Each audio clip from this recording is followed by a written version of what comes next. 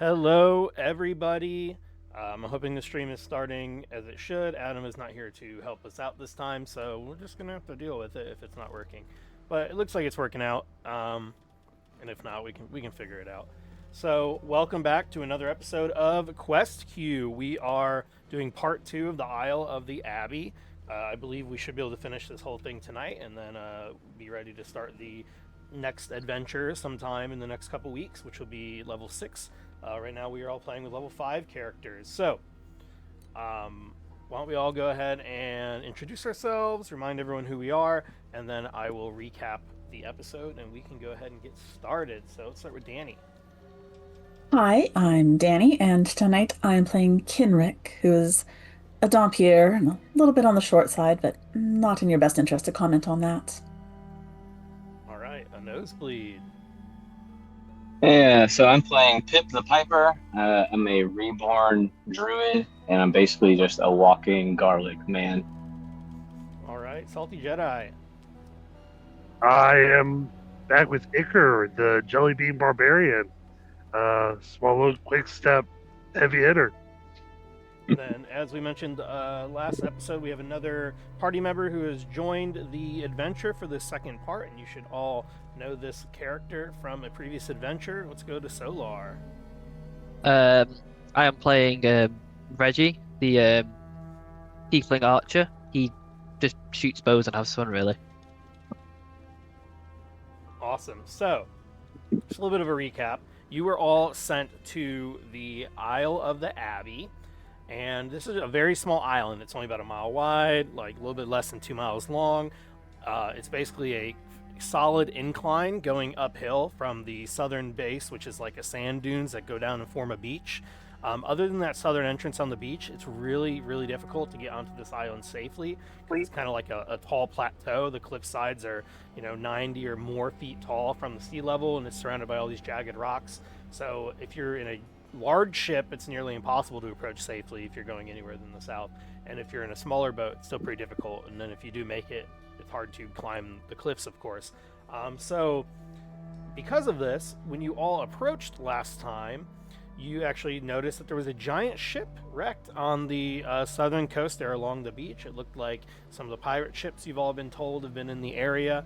Your goal on this island was to go find a temple of Procon, and you're essentially looking for like this, really it's like a magical orb that the priests of this temple, this Procon temple, use to communicate with the Procon temple in Saltmarsh to arrange for meetings and supplies and things like that.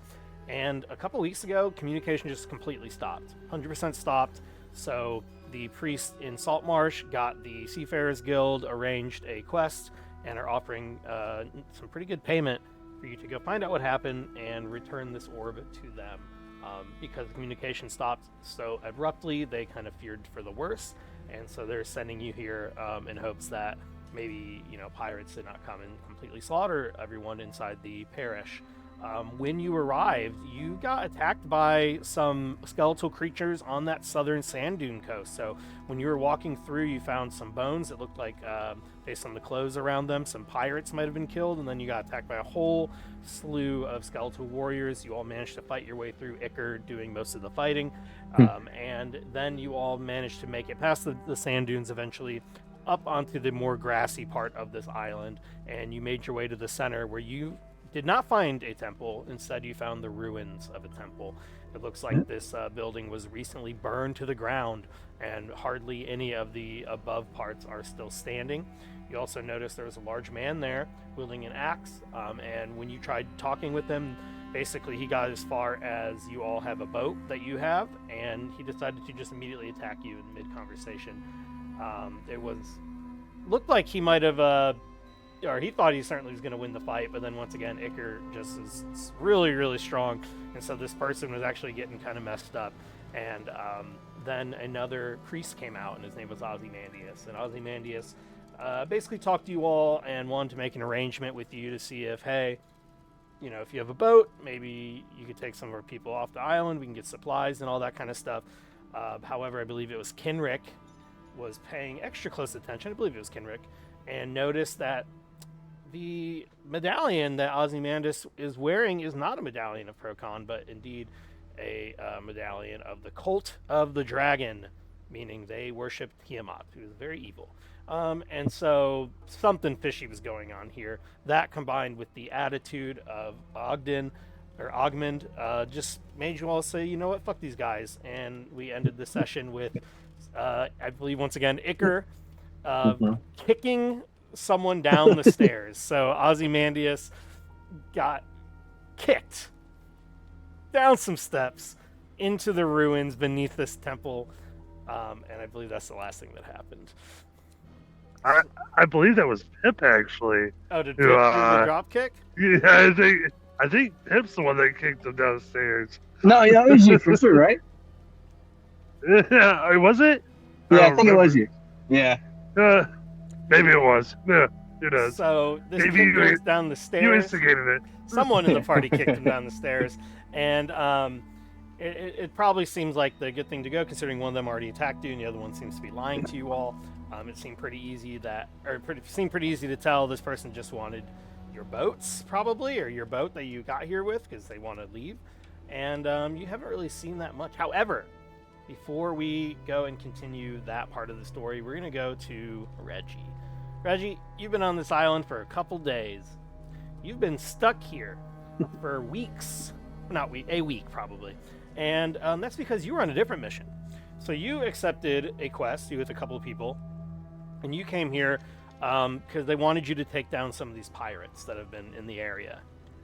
And you managed to sneak onto a pirate ship with your other crewmen to commandeer the ship, except things did not go as you planned. A lot of your party was slaughtered, and you were taken captive in the ship. However, a storm picked up, and much to your benefit, these pirates managed to wreck their ship right on the shores of this island. So you escaped.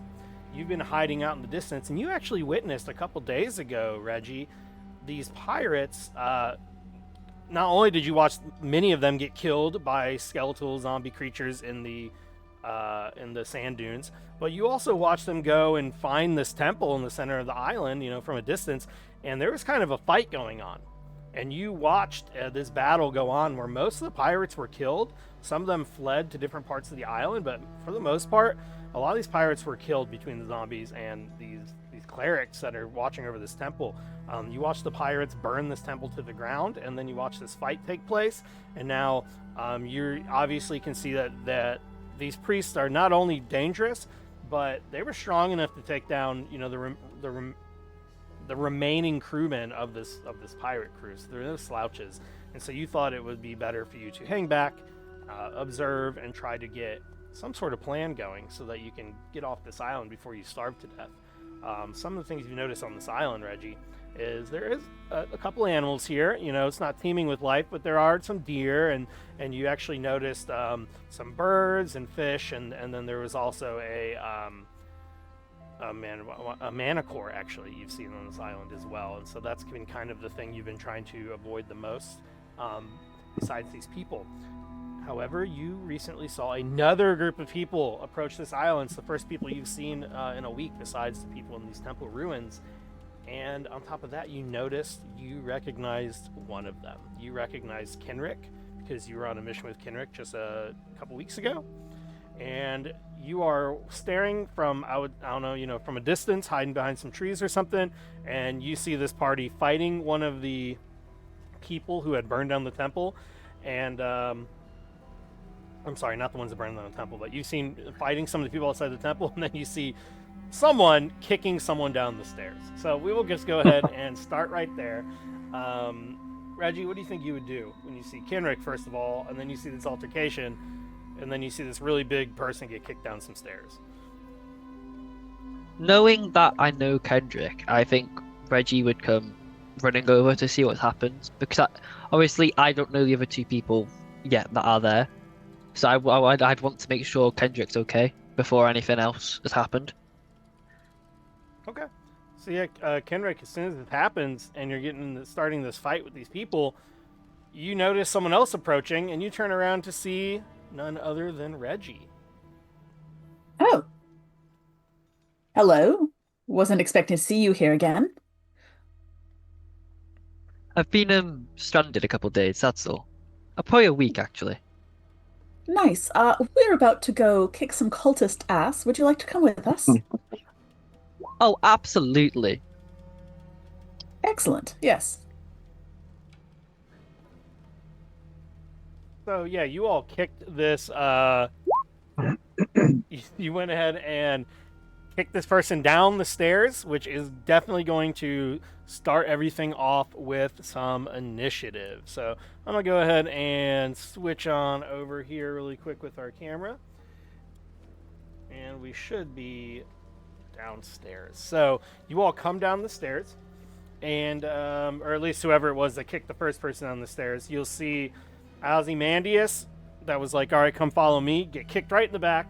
They come flying down these steps, falls down. In fact, I'm going to go ahead and take off some damage for that because you just got kicked the dude down some stone stairs. That would not feel good. And yeah, so who did we decide kicked somebody? I don't know. Can Pip even kick people? Isn't Pip like a Yeah, scarecrow? yeah, I'm pretty. Yeah, I can take credit for it. That's fine. yeah. Iker would gladly take credit for it. Yeah. Especially with this initiative roll he just got. Okay, so yeah, this Ozymandias gets kicked down the stairs. He'll yell out, "Ow! What the hell are you doing?" And you'll notice that there are other people in this room as well that immediately jump to their feet. Some wooden chairs scrape back against the stone as two people who are sitting at the table jump up, both wielding daggers. There's another man that was doing something to the side of the stairs that's going to jump to his feet as well. And then, of course, there is Ogmund, who you already fought earlier, and was ordered downstairs by Ozymandias just a couple seconds ago. And then he is teaming for a fight and very alert as to what just happened. So yeah, let's go ahead and get those initiatives put in there. So it looks like we have a 6 from Reggie. Actually, real quick, I need to get you some tokens on the board, don't I? So let me find these tokens. And I'll drag them on the roll 20. But yeah, we have a 6 from Reggie. We got a 22 from Kenrick. What did we get for Pip? I got a 5. I don't know why it won't roll on the D20 or roll 20. Oh, okay. But yeah, 5. 5, and what about, who am I missing? Iker? Iker, a nat 2023. A nat 2023. Wow. That is very good. Very good.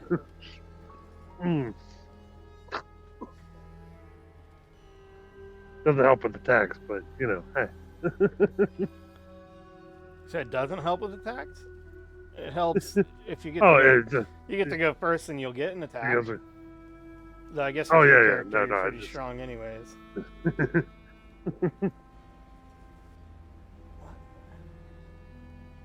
It's Where quite all of your vicious. tokens went. They should already have been preloaded in here. They're not here at all. So it's okay. We'll just figure that out in a second. Yeah, so that means Iker, it's your turn first. So before anything, you kick Ozymandias down these steps, and you know, he flops down on his face. He's yelled out, he cusses, and then you see everyone else jump to their feet. And what are you gonna do immediately if you're just coming down these stairs while I try to find your token again? I can tell these people are like ready to fight. Oh yeah, they look. I mean, Yeah. they look like they might have been ready to fight before, and then you wouldn't kick someone down some stairs. So they definitely Alright. want to fight. Shit. Yes. All right. Then I'm gonna take a quick glance, bonus action rage, and that'll be my last rage till Okay. this rest. Because I believe it's been longer than a minute. Well, yeah, it's been longer than a minute since we fought the guy upstairs, right? Yeah. So I guess it's just a round. I don't have the minute. Never mind. And then I'll how far of a leap is it? Can I leap and attack him down the stairs? Yeah, Like, yeah, you kinda can do like that. You can do that. skip with the- yeah, that's what I'll do. For he's gonna go start swinging at Ozymandias. and so he's just going to hit him with his great axe. He's not attacking recklessly. First one's a 9 to hit. A 9 to hit against Ozymandias. I Yeah. don't think that's going to hit. No. That is not Alright, going to the be se- enough. My second attack's a 27. That will Or be 25, enough. 25, excuse me. Yeah, 25. that is enough.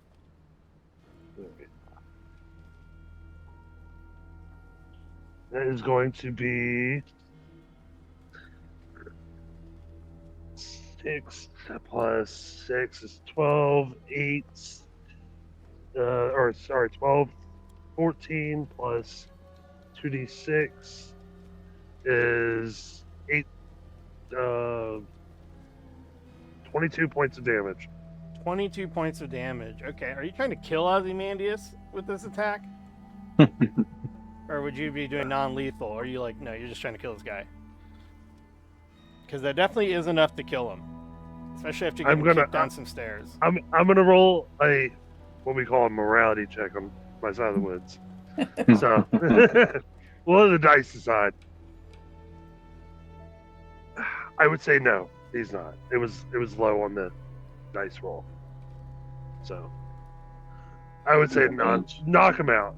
Hit him with the side of the axe. All right, so yeah, you hit him, and he comes tumbling down, and boom, he gets hit, and he's unconscious. He's at 0 HP, I guess 1 HP unconscious right now. So you kick him, and he immediately drops. Everyone else jumps back in a panic. Augmund will go, "Hey, he killed him!" And he's going to yell and point at you accusingly. And we move on to Kenrick next. Right, I've already had enough from this Augment fellow. So I'm going to... Oh, I know where your tokens are. I guess I'll be partway down the stairs. And I will fire at him with my crossbow. That is 20 to hit. 20 to hit. All right, that will hit. Wait, who are you shooting? Oh, Augmund? Augment, yes. Yeah, he sucks. Yeah, you can shoot him.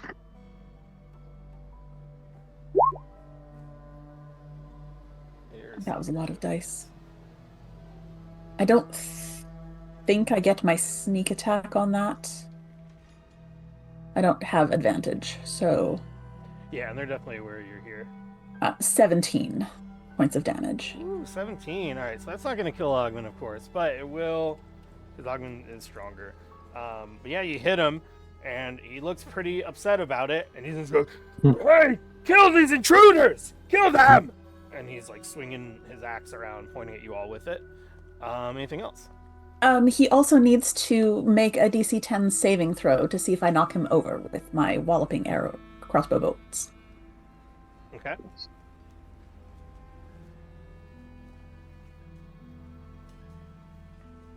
Said a what kind of saving throw? Where did it go?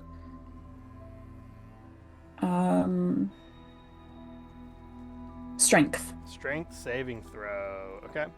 So that is something he's pretty good at. But let's see what happens.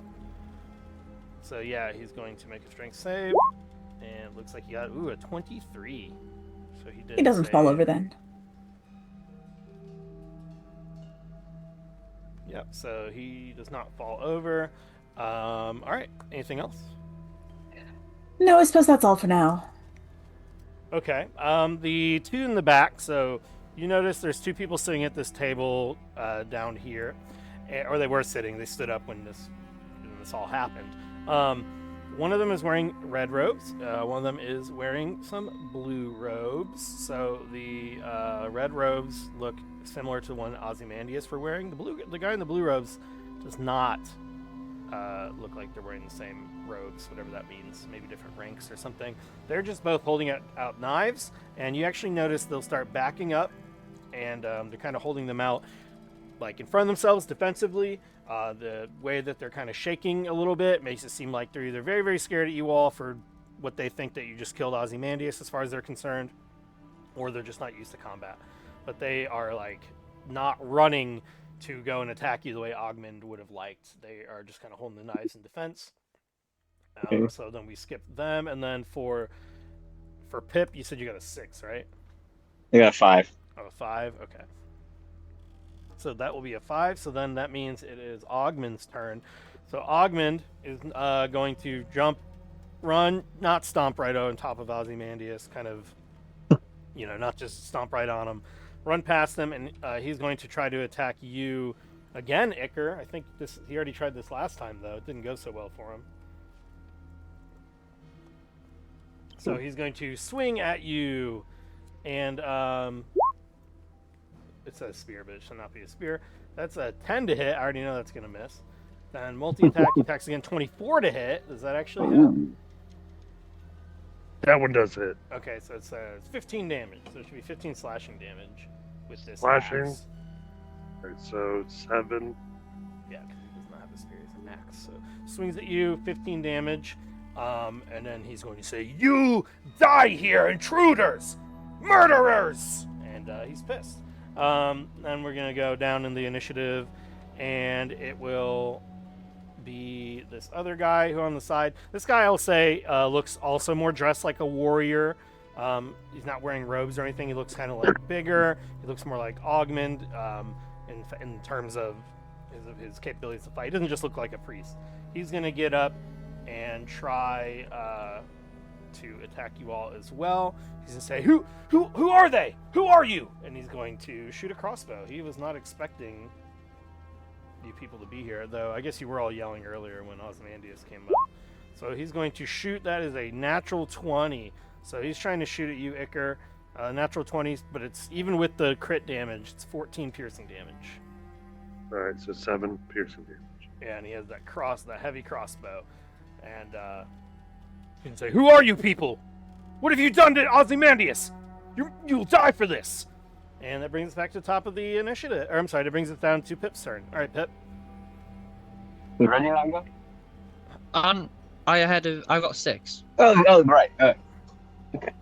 All right. So, I can't really do a whole lot unless I'm up close. So I'm gonna attempt to hit the big guy with a thorn lit. Okay. Bam. Let's see. I rolled 2 natty 1s to hit. Oh, excuse me. I'm sorry. I rolled for damage. I should have done for hit. My bad.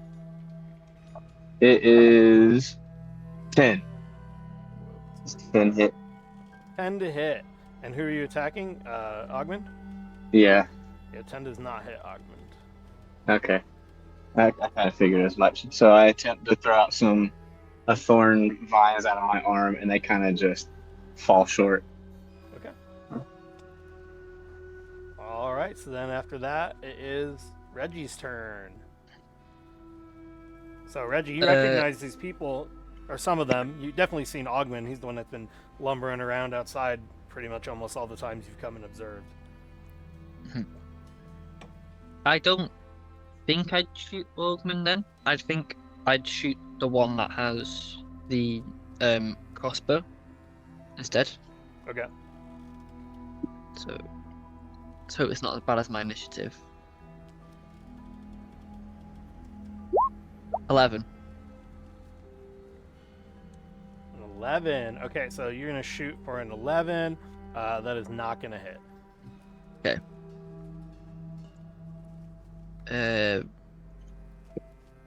Something else. I will just put a hunter's mark on him then, and that'll be the end of my go. Okay. Go ahead and put that hunter's mark. Not a problem. All right, so we go back up to Iker.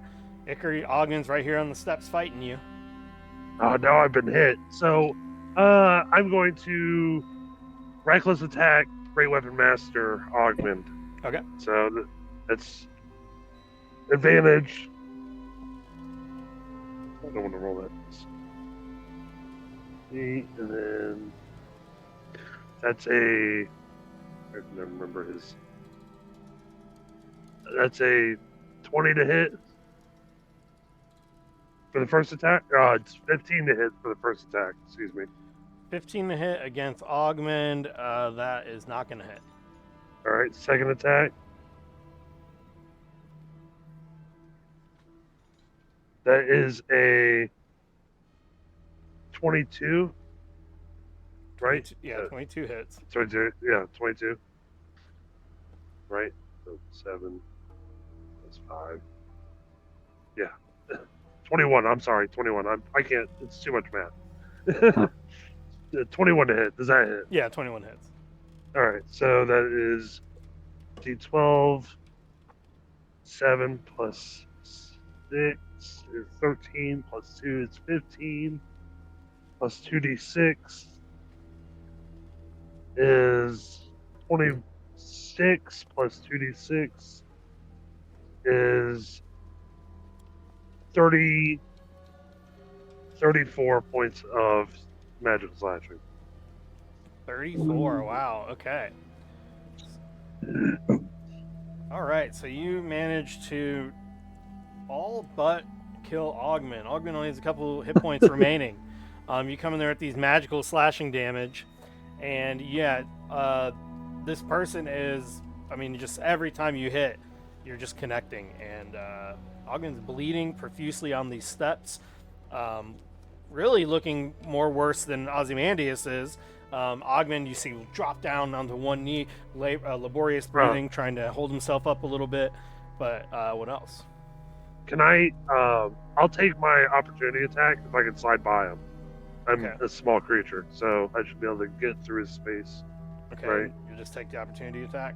I'll take the opportunity attack, and I'm going to charge the guy with the crossbow that fucking smoked me earlier. All right, 21 to hit with this That as you one- run by. That one hits. 10 I'm slashing gonna run. damage. Okay, and I'm going to run right up into the face of the crossbow guy. Okay, you just run down the You said stairs. 10? Yeah, 10. Yeah. And then that's reduced to That's 5 for you. 5. Yep. Right? All barrier. Hey, buddy. As I ready my next attack. Okay. Then we go to Kenrick. Right. Well, Ogden still pisses me off, so I'm going to shoot him again. So that is not going to do it. That's an 8. Yeah, 8's not going to do it.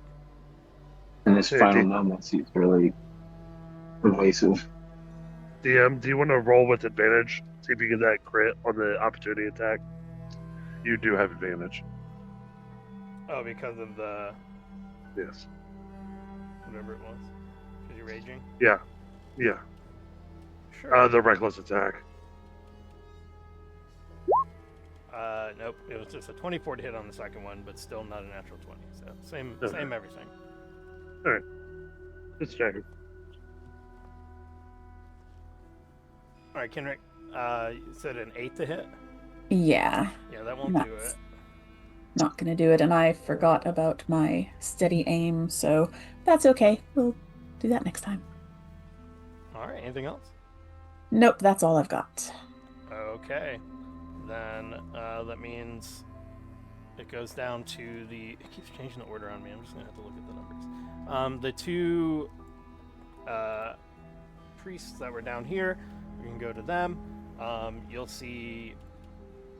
they're going to continue to sneak back. One of them, the one that is wearing the same robes as Ozymandias, is standing a little bit closer, but the other one's kind of retreating into a corner. But neither of them look like they're wanting to just rush forward. Suddenly, this door will open to the left of the stairs, and you'll see another person walk out in response to all the sounds. And then these people will all walk out of their rooms as well. So you'll see all these doors open. So here, I guess what I'll do is I'll do this so I can remember which doors were opened. So all these doors here opened up and people walked out. The other doors have remained closed, and they're gonna hear one go, "What's going on? Who did Ozymandias? What happened here?" And they just seem to be panicked. You hear the sound of steel being drawn. Most of them are just wielding daggers.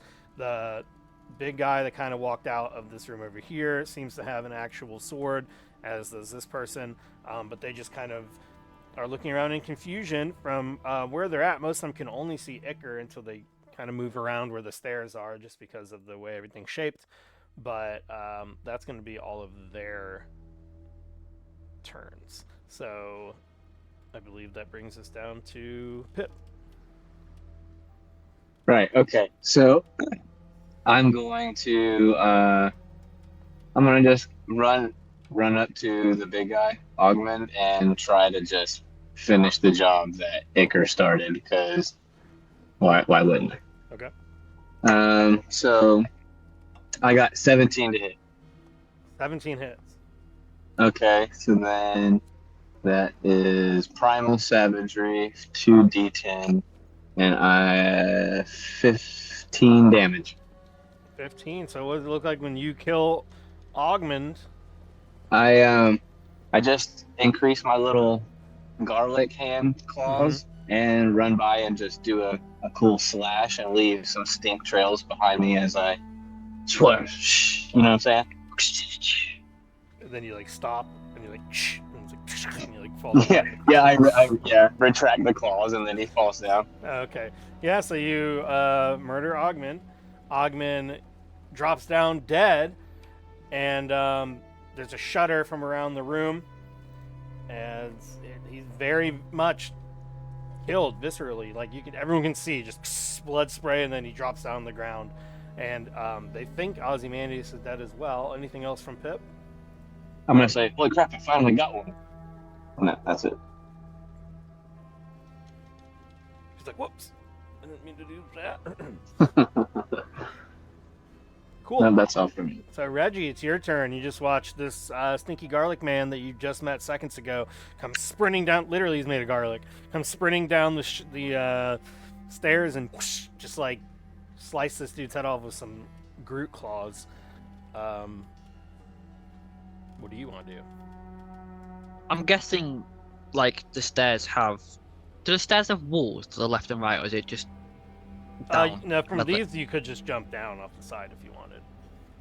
Okay. I'm just trying to think of... Okay, yeah, it's if I leave 5 meters, it's not if I go in 5 meters, I get attack. I don't have control of my... Oh, let me fix that for you. Controlled by everyone. There you go. But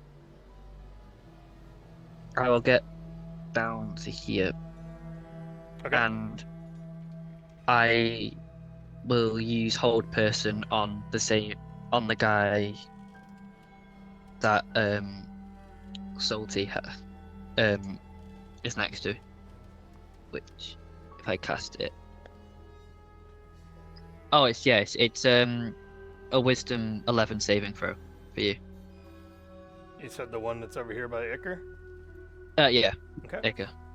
So we will do that. Wisdom saving throw. 13 to save. Ah.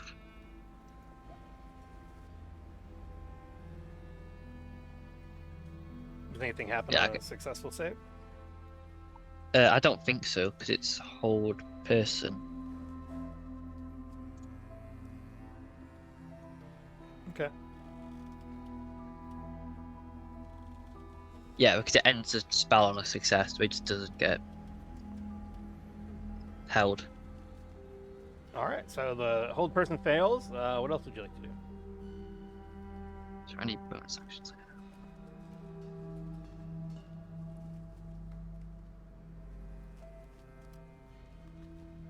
I literally can do nothing else. I think that's the end of my go. Alright, so then that'll bring us to the other people's turns, who are all out here. So the veteran guy that's fighting against Iker is going to try to attack you really quick, Iker, with that sword. So 24 on the first attack, 21 on the second. They both hit. Alright, so 5 damage and then 6 damage. Okay. And Is that before or after the half? that was before, so he's going to take only half of that. And then this other one's going to run over and Jelly bean. yelling, ah! And he's going to try to do the same thing, except he gets advantage because he's, Blanked. yeah, flanking going on. So even with advantage, it's only a 14 and an 18. 18 hits. So one attack goes through for 11 slashing damage. This Ooh. dude's one attack was stronger than the other guys combined. The other guy just got kind of wrecked a little bit too, so that tracks. Icarus like, how? Part of my ponytail. This guy over here, you can all see him standing here. He is wearing robes as well, but he might be like a spell sword. It looks like he's wearing armor and robes, and then he has a sword in his arm, but it's kind of like it's like a snake type pattern, if you know what I mean. Like it's not a straight sword. I forget what they're called, but it's like a serpentine looking blade. And he's going to raise it. His sword actually glows for a second, and then you see him vanish. Oh, shite. And he just completely vanishes. And Well, then that's never fun. Some of the other people are going to move out. One of them is going to come running up behind Reggie. And this cultist, Reggie, is going to try to stab you from behind with a dagger for a 19 to hit. That will hit. Yikes. And then second attack is 11 to hit. That won't. So it's only the first so one. just 6 damage. She stabs you from behind. Then these other cultists that are with them are going to run up as well, and they're going to try the same thing with their regular normal daggers against you. These guys will get advantage on their attacks just because of the flanking. So first one runs up 20, and then 24 for his second attack for the multi-attack. So I'm assuming they both hit. Yep. So that'll be 7 damage and then 6 damage. 13. Yep. And then the other guy runs up, the one that ran up, and he gets a... What the heck? Oh my gosh. It's going crazy. I don't know what I just did. I just somehow closed out of roll 20. Let's try to... fix it real quick. I don't know what button I hit on my keyboard that did that. I mean, I have a button on my mouse that goes back, so it's probably something like that. Yeah, it's okay. Alright, so yeah, he comes forward, and can I just re-roll it again? I guess I have to actually go in and do it. That sucks because I reloaded the page. So I'll just do that manually really quick. So the other guy, yeah, he runs up, and he's going to get a... Wow, 21 and a 22 with the advantage, so that's another 10 piercing damage from all three of these cultists. Just running up and stabbing you in the back, Reggie. The only one that's not is this guy in the back, and he's backing up. And he notably had the different colored robes, and he doesn't want any part of this. He's like holding that dagger out in front of him, like as if it was a pistol or something. And he's just, you know, he is not used to this sort of bloodshed and fighting. But that will bring us back up to the top of the initiative, I believe. I don't think I skipped anybody. So it should be Icarus' turn. All right, I'm going for crossbow guy first, then another guy, right weapon master, reckless attack. Okay. 16 plus 2, 18 to hit. 18? Yeah, that hits. Alright. 12 plus 2 is 14, 24. 32 plus 41 points of damage. Jeez, okay. All right, yeah, you hit him pretty bad. So he's, you know, he already dropped his crossbow and he hit you with his sword last turn, but he comes to go up for another swing and you get him. So he is very bloodied. He's still alive. I'm going to hit him again. Okay. You're like, oh, that won't do. All right. His patented triple swing, double swing. 18. 18 hits. All right. That is 8, 10, 2, 6 is 16 plus 26 points of damage. All right, what's Nice. it look like when you kill this guy? The crossbow guy. he starts. He comes back on the offside and kind of gets him good, and then the other one he comes back on his strong side and hits him right across the hip because he's probably like 6 foot tall or some shit. So Acre's aiming at legs right now.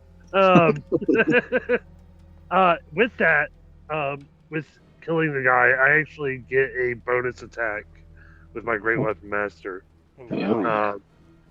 So I drop that guy 0, and I'm going to turn to the other guy and same thing.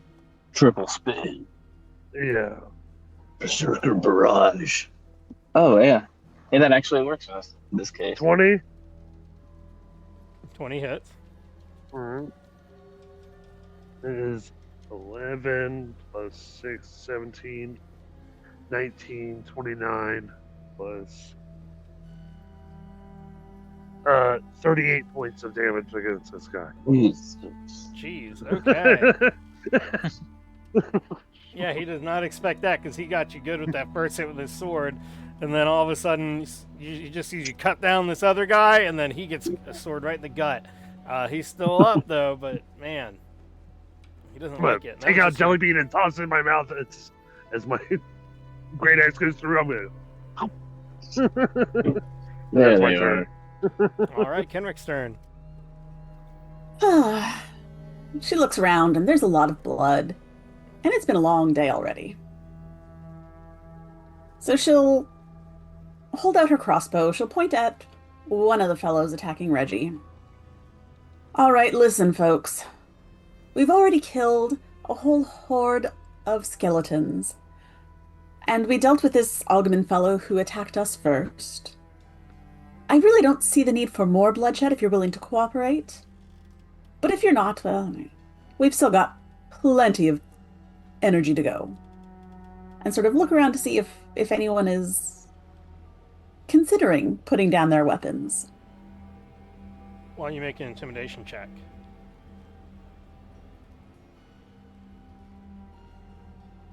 That is 13. 13.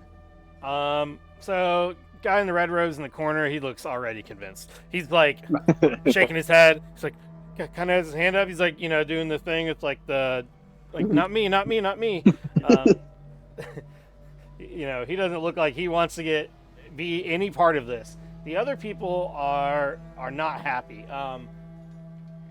The people that are attacking Reggie, they don't seem like they're convinced. They look like they're all like daggers raised, going to try to kill Reggie. Okay. She will use her free hand to point at the guy in the corner, the one who looks very convinced. You just stay there. And let us finish the rest. And she will aim at, say, the one attacking Reggie. I'm going to say the token that looks different from the other two. Okay. And she will... The one that did the most damage. She'll use her bonus action. Okay. He'll need to make a deception check versus my insight check. Okay. He needs to try to deceive you? Yes. Interesting. 17? Yeah, that'll beat me. Great. Well, I will try to attack him anyway.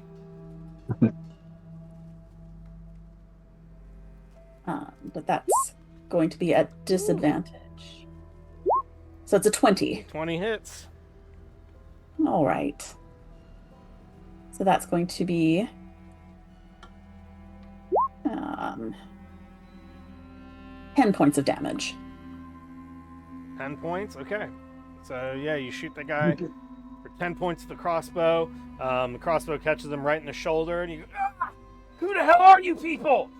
Why are you here?" We're looking for the broken orb. We don't have any orbs? Anything else? That's it. Okay. So, then we move on down. So now it is their turn. So yeah, the ones that that you just attacked is going to disengage away from Reggie, and he's going to run back over to this room, and he's going to duck inside, and then that door shuts. The other two look confused by this. You can tell they kind of didn't expect this guy to run away on them, and then they are going to just continue to attack Reggie really quick, hoping to take the tiefling down as quickly as they can. So they're going to go ahead and try to attack Reggie again.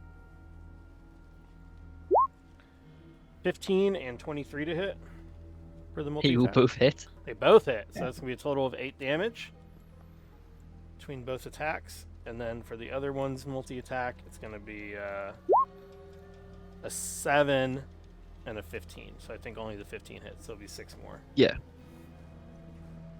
And that's both of their turns. This guy literally drops down to the ground, trying to hide behind the table. This guy over here that is fighting Iker is going to try to swing again. He just got slashed in the stomach, so he definitely realizes he has advantage. Okay, he's going to realize he probably needs to kill you to get out of this alive himself. So with advantage, it's going to be a 22 to hit and then a 23 to hit for the multi-attacks. Those hit. All right, so 9 and 5. Jeez. At least they're not doing 38 damage. 14 total. And then you cut that in half. And then this door over here will open, and then it shuts again. Oh, chameleon man. And that is that for that part of the initiative. So then we go down the pit. Okay. So I'm gonna cast Bark Skin because I keep forgetting to do this. So that'll use one of my. Actually, I'm gonna use 2 charges from my staff, so I don't have to use a spell slot. Otherwise, it'd be my last 2nd level spell slot. And then, as a bonus action, I'm going to cast Misty Step with the 4/2 with the staff as well. Okay. So the Misty Step I'm trying to do is step over right there behind these 2 guys, and that's all. I'm preparing for later. All right. So you're just Misty stepping away, basically. Okay. Yeah. Anything else? Nope, that's it. Okay, Reggie's turn. Reggie, you're probably feeling like you got stabbed in the back. It's a couple times. What would you like to do? You got 2 cultists there. They don't seem like they're very skilled, but you don't need to be too skilled to aim the pointy end. Would detect magic be a bonus action or a full action? I believe detect magic is a full action. Let me see. Yeah, casting time 1 action. Yep. Ah.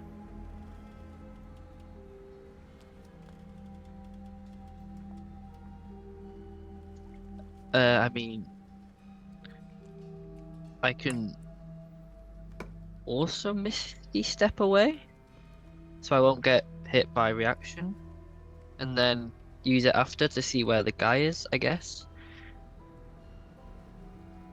So I could go like over here to make sure I don't get hit because I'm on 6 HP, and then detect magic, and then we might know where that guy who's invisible is, because I'm guessing that's some sort of magic. Wait, how far is it? Walking distance or running distance for the teleportation? Yeah, you can make it across the room in 30 feet. Okay. Yep. Yeah, up to 30 feet. Yeah, and then from here I will just use detect magic. Okay, so you Misty Step, teleport across the room. Is Misty Step an ability you have, or did you use a spell? It will be a spell slot, yeah.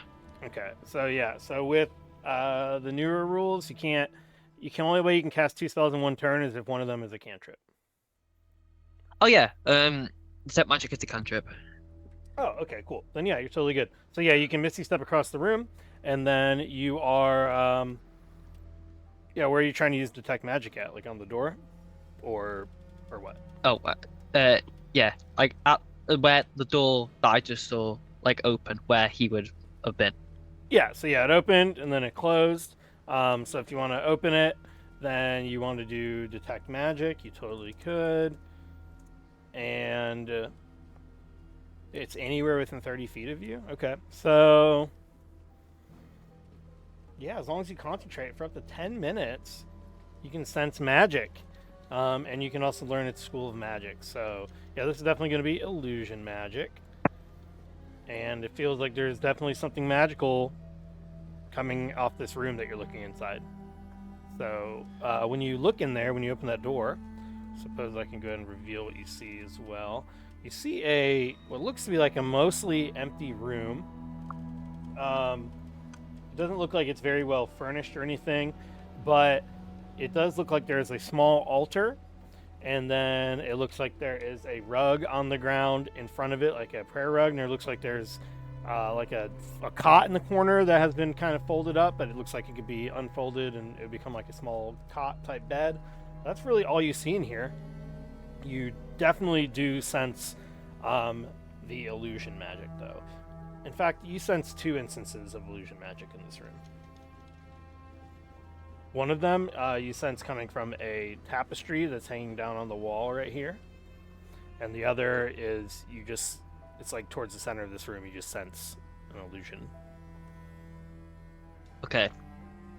I will immediately close the door, knowing I'm on the brink of going unconscious, in case they want to try to come out. And then I will shout over to the rest of the people, "Hey, there's a lot of magic in here. We might want to check it out after we beat these buffoons." Very loud and clear. Whatever you think's best. And yeah, that'll be the end of my go. I can't do anything else. Okay. Cool. Then we are back to the top with Iker. Alright, Iker, you got this guy sitting here. Yep. Oh, you know, reckless attack, great weapon master, Yeah. everything. The usual. The usual. That is a 18 to hit. 18 will hit. He's gonna get hit hard. Sorry, guy. Oh, it's 10, 16 plus 2 is 18 plus 10 is 28 plus 13 is 38 plus 3 is 41 points of damage. You kill this guy too. I cut him in half. And on that, because I dropped that guy, same thing. But I also give him more attacks still. So I'm gonna turn around and move to the guys that are grouped together there. I'm going to step like on the stairs side of them. Can I move my guy? Oh yeah, sorry, it probably isn't letting you. Yep, like right there. It did. Right there, and I'm gonna go for the left one first. Okay. Actually, get rid of 2 of those d6, and that's a 10. It does a 12 hit. It's a 12 hit on them. 12 does hit. Okay. Oh wow. All right. They've just got these robes on. Dan, do you have admin privileges right now? Can you boop that person? 12, 14, 15, 16, 17, 27 points of damage. Okay. On the guy on the left. What's it look like when you do 3 times his health? Oh, my great axe just kind of glides through him into butter. I'm gonna just use that swing and carry into my next attack roll for my bonus action for dropping, I guess, both of them. And that is a... Wait, it just keeps going? Like, if you keep killing people, you can just keep No. doing it? Oh. So I had one attack on the first one, and then this is my second attack. So I dropped them both. I get one bonus action attack is attack action. That's what it is. Oh, okay. Well, that's crazy strong. No, I wish, dude. I'd be unstoppable. And you get to redo your movement, too? That'd be great. Just start my turn over. 13 to hit on that guy. That hits. Okay. And that is 2d and a 12. That is 7. 11 is 18, 19, 20, 30, 17. Hold on. Sorry, gotta start over.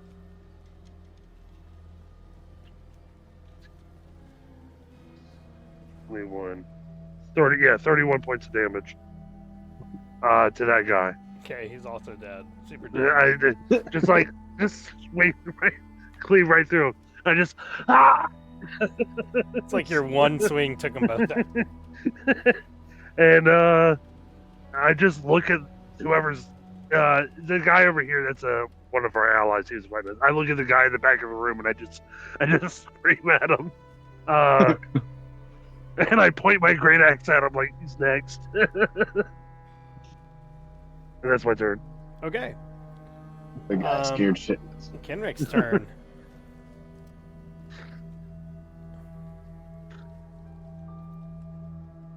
And Kendrick muted? Oh yeah, Kendrick is muted. Everyone is dead except the one I told to stay in the corner, so... Yeah, and then the person that ran into the room to the north. Right. Well, we'll just come down here. Right. So, there's one more fellow, two more fellows kicking around. Are there more? He just puts his hands up. He's dropping. He's literally groveling on the ground. Don't hurt me! Don't hurt me! I'm not... I'm a captive! I'm a captive! And he points to that door. Odium! Odium! And he's still alive! And he's pointing to the door to the north. Right. Okay. Pip, you want to take care of that fellow? Yes, I can do that. Good. Or I'll try. And you said you're a captive? Yes, this is my temple. These cultists came. They took everything over. I've lived here for years. I swear. Great. And he like pulls his shirt and he shows he literally has a tattoo of Procon on his chest. Excellent. We are here to help. Not of Procon, but the logo, like the symbol. Yeah. Not just like this. We're here to help, so just sit tight. We'll take care of the one that ran up there, and there's that one that went invisible, so I'm a little concerned about that. Why don't you just hide under the table? Yes, ma'am. And And he crawls under. Yeah. I'll stand here. I'll keep an eye out for you. Watch out for Bayleaf. He's a tricky bastard. Bayleaf, okay. Is that the one that disappeared? Yes. Got it. He's Ozymandias II. Oh, He was good. with them when they came here and they slaughtered all my friends. All my brothers. I am so sorry. She will just have her crossbow ready. And look towards the door where Reggie is, expecting that he will keep them updated on the magical thing in there that is probably the invisible guy because the door opened and closed. Yeah. So she's just going to hold her action. If something other than Reggie comes through that door, she will shoot it. Okay. Cool.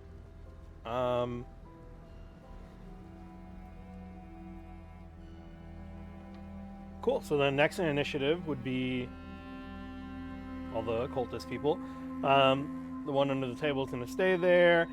The one that went in this room, that door remains closed. You're not really sure what's going on the other side of that door. And then Reggie, I don't know how the detect magic works. Would you be able to like see it if he's moving or sense it? I mean, it says as long as you're concentrating, you can sense it, right? Yeah, sense the presence of magical effects. Okay, so I think what you do is even when the doors close, you kind of have an idea, like you can sense where it's at. That other secondary source of illusion magic that was in the middle of the room, you will see it move down. Like you can sense that it's moving down towards the other illusion magic you witnessed, and then it continues to move down, and eventually it's going to move out of your range. So it seems like it went towards the other source of illusion magic, and then eventually out of your 30-foot range. But the other one stays. So the one that was on the tapestry remains intact, and the person you're assuming went down and then left the 30 feet. So that will be their turn, which means we're up to Pip. So we're in initiative, but none of the enemies are currently out here. Okay. Yeah, I'm gonna just except for the guy under the table, but he seemed. I'm gonna walk to the door like I said I would do. Okay. It's this one, right? And then it would take an entire action to open the door, wouldn't it? No, you can open the door. You get one free interact per turn now. Oh, okay. All right. So I'll use that one free interact to open the door to take a gander, see what's going on in there. I have my my spectral garlic raven still. He's still chilling on my shoulder. Your spectral garlic raven. Yeah. Okay. Yeah. So you open it up, and what you see is a room filled with a whole bunch of statues and figures made of stone. You see statues of dogs, statues of horses. They're not like life-size. Statues of monks, pilgrims, footmen, knights on horseback. You see statues of garden gnomes. They're all around this room. None of them are life-size or anything. They all look like art. And they're all about 1 to 3 feet tall. You also see on the far side of the room, the one that's closest to life-size is a robed skeleton that's holding a scythe. And then beside it, there's one that looks like a statue of a Medusa as well.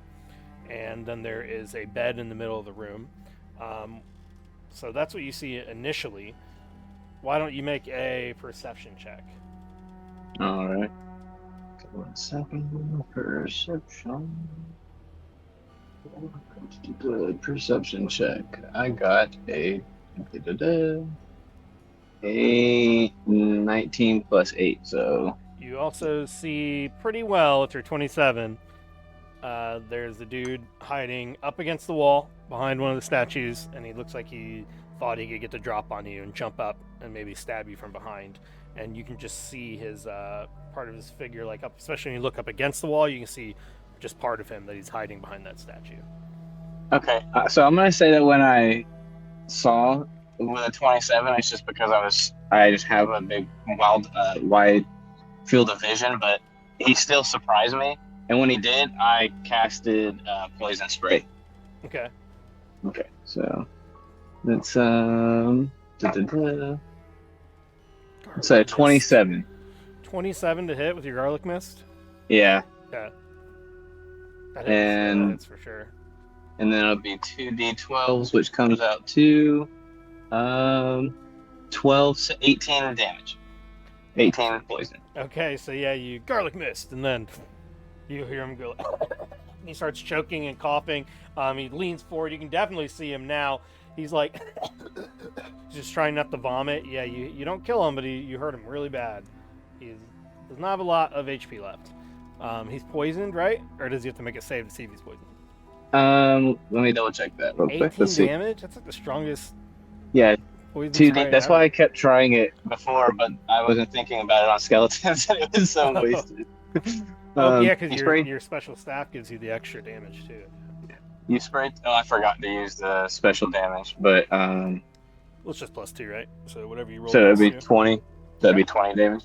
Yeah. You spray toxic mist at a creature within damage, make a range spell, blah, blah, blah. On the hit, it takes, just takes poison damage. Doesn't say anything about remaining poison or anything. Oh, okay. So yeah, he's coughing and choking all over himself. He's like being fumigated by this garlic mist. He literally cannot breathe. It's burning his eyes. It's causing him to cough up all over himself. Anything else? I think I will... No, I think that's it. I'm gonna... Actually, I'll step a little bit closer to the guy, actually. Okay. You still have a bonus action? Yes, I have a bonus action. You could always do an offhand. Hit him with Okay, something. yeah, let's do that. So I'm gonna get closer and then try to smack him with the So you just wouldn't get the proficiency bonus, I believe. I think it's just with the staff. So unarmed strike. Okay. All right, and that was a 9 to hit. 9 to hit. That is not going to be enough for this guy. Okay. Well, I was spooked still, so I was kind of acting like you would with a cockroach, you know? So I sprayed him and then smacked on, tried to smack him, and I guess I hit the statue instead. Okay. Anything else? No, that's it. All right. Then we go down to Reggie. I think now knowing that I know that that person who had the I don't know if I was muted or not. Nope, you're good. You're good. Okay. With the guy with the illusion has gone somewhere, I would now enter the room and see what the tapestry's like. Yeah, sure. Yeah, you open this room, and now that you're pretty certain that that person's not in here, the tapestry that's on the wall actually depicts, it looks like a big red dragon raising a village. Like it's just burning a village down to the ground. And then up at the top, I don't know if your character would recognize it, but there's the sigil of the cult of Tiamat sewn, woven into this tapestry. You said there was illusion magic coming from it, correct? Yep. Could I go over and touch it and see how it feels? Sure. Yeah, you go to touch it, and your hand goes right through. It feels like it has no physical, like there's a literal physical hole behind it, and this is just an image being projected. Okay. Can I shoot 2 longbow shots down the hole that I have just recently discovered? Yeah, go ahead and are you gonna like poke your head through, or just shoot blindly through it? I'm not. I'll shoot blindly because I'm 6 health. I don't want to show that I'm Alright. actually there. Yeah, go ahead and make an attack with disadvantage. So I get 2. So disadvantage. So the first one's 2. 2. Okay.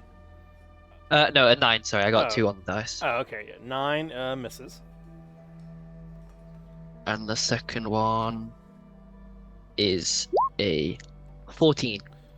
14. Let me actually check that one. 14 misses as well. So you shoot it, you hear a ting-ting-ting, ting-ting-ting, and it sounds like the crossbow bolts or something are arrow bolts. Yeah, it's a longbow. So the arrow bolts. The arrows are bouncing off of stone somewhere, and then you actually hear, no, I come, and then you'll hear like a clanking noise, and then you hear a thump, and you hear a thump, and you heard your arrows ricochet off stone, so you don't think that you caused that, and it seemed like the voice felt almost betrayed, like something about their tone was like they did not expect whatever just occurred to occur, and then everything goes silent. Done like 10 feet of movement of that. And they didn't seem too far away from you, you know. Mhm. But it sounded like someone was trying to command something. Like, no, I command you, and then silence. Anything else? I'm literally just checking if I have a light source I can shine down or not. I have a. It will see 20 feet down the hole.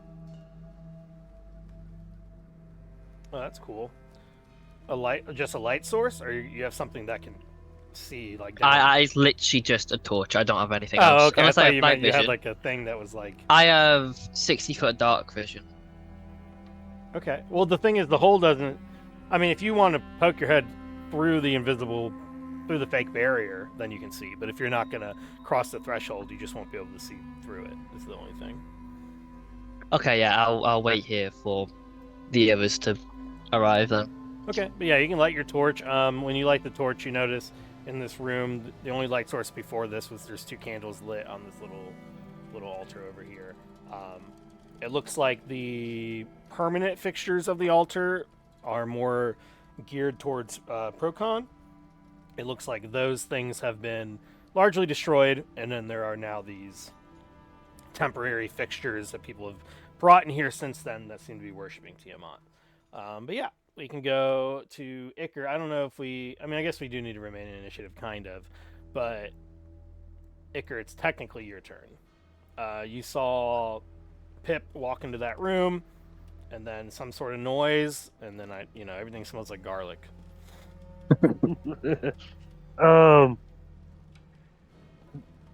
Nobody's done anything else to the guy I kicked down the stairs, right?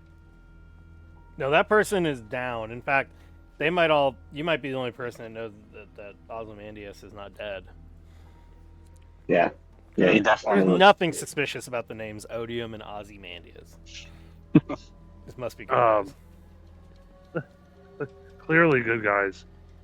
I don't have anything that could. Can I just try and wake him up? Not knock him out. Wake him up. Okay. Yeah. Knock him out of his not dead. I do want to say I would like to, for the next 10 minutes, part of my stuff is continuing my rage. So I'll be eating jelly beans every 6 seconds. Does that keep you angry, or does that stop you from flipping out too much when you're raging? And that keeps my sugar rush going. That's what it does.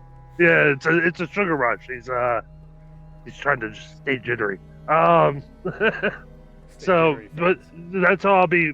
I can maintain it from 10 minutes by using a bonus action. Okay. Each turn. So that's what I'll be doing. I'll be fist to mouth. But I do want to go try and wake up this other guy. I want to go kind of squat down on top of him and try and slap him awake. If I can do that. I don't know. I don't have any healing potions or anything. Did you were you born in the Wreck-It Ralph universe or something? No, he's I don't know. No idea, honestly. So He was a farmer when he was a boy. Jellybean farmer. You're gonna come over and wake up Ozymandias, Sugarcane. smack him awake. All right. Yeah. You're not a monk. I'm You gonna don't have squat hands of over healing. top But that's of okay. You can wake I him have up. a healer's kit. I could try and do something but I don't. I could try and make. I mean, he's all right. You kept him alive. You can just slap him awake. Where's Rachel or whatever. Yeah, that's basically what I'm gonna do. Is go, Matt. Where's everybody at? Where they at? Where's the rest of them? Eat some jelly beans. You wake him up. His eyes go open. He'll kind of look confused for a second, then realize it's you. No, stop! Stop! What are you doing? Don't kill me! Where's the rest of them? Kill them all! What do you want from me? Please stop! I can help you. I can get you off this island. I can give you power. I grabbed my axe and I just set it against his chest, blade up. So it's it touching his chest, the blade of it. What do you want from me? Where's the rest of them? Where's the orb? What orb? The ball, the orb thing, the orb. Where's it at? The orb. Where's it at? Okay, yes, I can give it to you. Don't kill me, or you'll never know. I'll find it regardless. Where's the orb? I can bring you to it. Bring me there. I can lead you to the orb. I promise. Push down on the axe just a little bit. Not enough to push into him, but just to give him some idea. No, I can bring you to it. I promise. I swear. It's not good enough. And I pick it up like I'm going to drop it on him. Like I'm threatening to drop it on him. He's gripping gripping the medallion that he has. He's no, I promise. I can. Don't kill me. I can give you power. Tiamat can give you power. I'm very, very high up in the council. In the ranks. Dragons are boring. You got jelly beans? You got any? Start patting his pockets out and see what I can find while I'm sitting on them. No. You don't have to do this. I promise. I'll take you to the orb, whatever you want. Please don't kill me. It was a misunderstanding. You're the one who attacked me. Can I chime in? Yeah. From her place on the table across the room. Didn't you kill all the cultists that were here? All of the pro-con fellows? Yeah, don't believe him. He's a lying son of a bitch. The guy under the table will start yelling. You murdered us. You murdered us. He's going to stand up. He and his cultists came and killed everybody. Right. So why should we play nice with you? No, It's I can explain. Well, explain. And I push down just a little bit harder. I promise. Look. We just came. We were shipwrecked, and then we tried to ask for help. And they attacked us. We're Don't better work fighters like than they are. No, that's not how it works. Why did you want this place? The other guy, the one that's under the table. No, they came here and they just slaughtered us all. Oh, no, I believe you. Don't worry, friend. And Bayleaf, he was working with Bayleaf. We thought he was one of us, but he just betrayed us for this bastard. Right, so again, what's on this island that you want? Nothing. It's none of your business. Well, if you'd like to live, it will be my business, and if you don't, Iker, Yeah. encourage him a little. And I push a little bit harder. I'm trying not to do his last point of damage. I'm trying to just push just until that point. If you're not gonna let me go, then to hell with you all. Tiamat will purge this world. Right, go ahead and kill him, Iker. Okay, and I stand up and I stomp on my axe. That scene from Hobo with a Shotgun. But not ice skates. Basically, yes. And you kill this guy, and then his hand that was gripping the medallion, he lets go and he falls limp. And yeah, you've killed him. He's dead. And I run his pockets. You said you're gonna search through his pockets? Yeah, I'm running his pockets. Yeah, you can definitely do that. So you're. Yeah, I'll do that as my turns, but I'll keep popping jelly beans. Like I said, 10 minutes. So popping jelly beans 10 minutes. So he is dead. You're gonna go ahead and search his pockets. On this guy, he doesn't really have that many valuables. Excuse me. He has one of those daggers that the rest of them seem to have. He has that medallion. He has his completely destroyed cloak now that's been bled through and cut multiple times to shreds. He doesn't seem like he himself has many valuables on him. So I guess it does say, well, I guess if you want this, he has a small pouch containing 25 gold pieces, and the dagger is laminated whalebone handle with a scabbard that looks like it might be also valuable. So that's what he does have. The dagger itself looks valuable, and then he has 25 gold pieces, which is a lot, but because this is not a running campaign, it almost has no value. Yeah, I mean, I would... But that's a lot. That's like more than a month's worth of work. Yeah, no, definitely. I'm taking the medallion and everything. Okay. Yeah, and then I'll wait to come back around to me. Okay. So it is Kenrick's turn in this initiative. Right. Looks like we've got everyone in here. Do you think you're going to be fine here for a moment under the table, talking to the other guy, the pro-con? But what about Bayleaf and Odium? Well, that's what I need to go check. Odium, is that the one that went north? Yes, he's in there. Okay. He's murderous. He's more murderous than Ozymandias was. He's like Ogmund. He's just out for blood. And Bayleaf, he betrayed us. Right. I thought I knew him for years. It seems like I didn't know him at all. I'm so sorry. He led them here. Well, Hip has the fellow up north. Iker, well, you've seen him kill just about everyone. So, I'm going to leave him in here with you. He'll take care of you. And I'm going to go check on Bayleaf and see if we can't figure out what's going on there. If that's okay? Yes. You said you're looking for the sphere? The, Yes. the communication orb. Yes. They took it from us. It's how we used to communicate with Saltmarsh to the parish Right. on land. That's why we were sent here, because the communication stopped. Ozymandias and his cultists, they took it. And they took it away in there, but Oh, okay. Well, I'll see what I can find. and he's pointing in the room that Reggie went into. Like saying they took it in there and I haven't seen it since. They took it the first day and it's just been gone. I only Okay. joined them because they were going to kill me otherwise. I swear. Well, no, absolutely. Keep yourself alive. There used to be a dozen of us.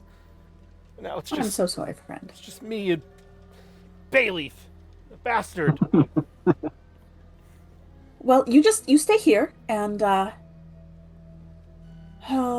should go check on Pip first. He's so skinny. I don't know if he'll be okay.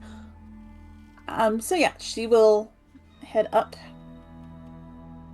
crossbow drawn, and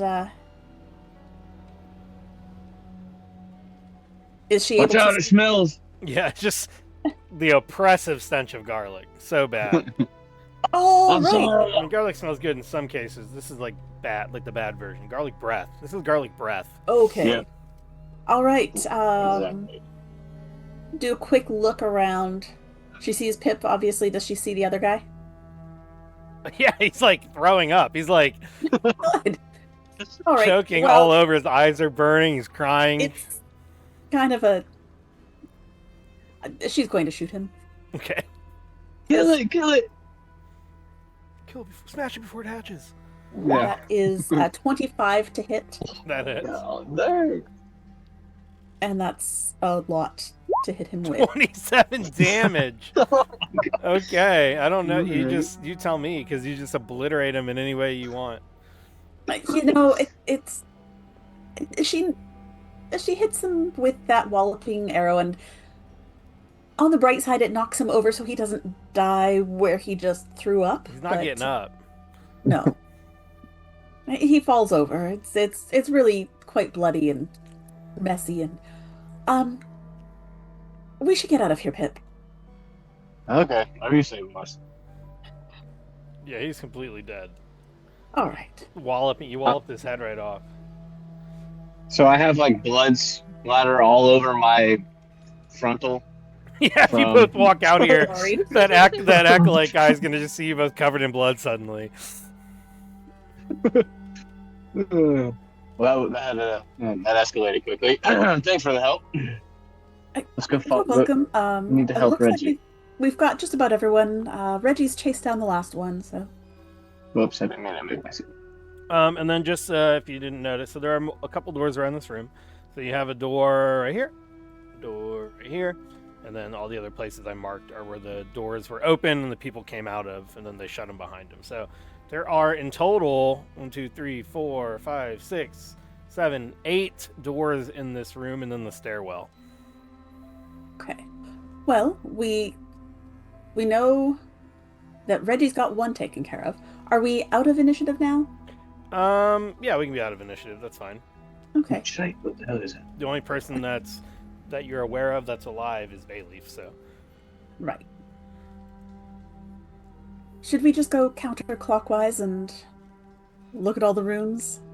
Investigate everything? Sure. Before we do, I think I'd come out of the room and go, "Hey, you might want to check on this. I don't think it's actually magic in here. There's like a hole somewhere." Oh my god, dude! I know that I'm like I'm dead basically, but dude, you look kind of rough. You need some help. Oh yeah, Right. it's definitely. Right. Okay. Why don't you fix each other up and Yeah. I'm gonna I know how meander it's my born with way. these horns. over here, and I believe I still have healing word one more time. Word. So I will do that, and that comes out to be so only 7, but it's better than nothing. So I touch. What I do is I rip off a piece of my garlic, exposed garlic face, and then I rub it on the person. And as I rub it, they get healed, as Kendrick has no doubt experienced. Yep. I know it can extract toxins and stuff, but if it's like an open wound, it'd probably hurt real bad. Garlic oil. Yeah, healing word. How much did you heal? Only 7. Still pretty good. So Reggie heals for 7. Yeah, Reggie, you call them all over, and yeah, I mean, you all hear Reggie calling you over there, and heal them with your garlic salve. All right. Well, group vote. Do we go follow this other fellow first, or do we check out the rest of this place?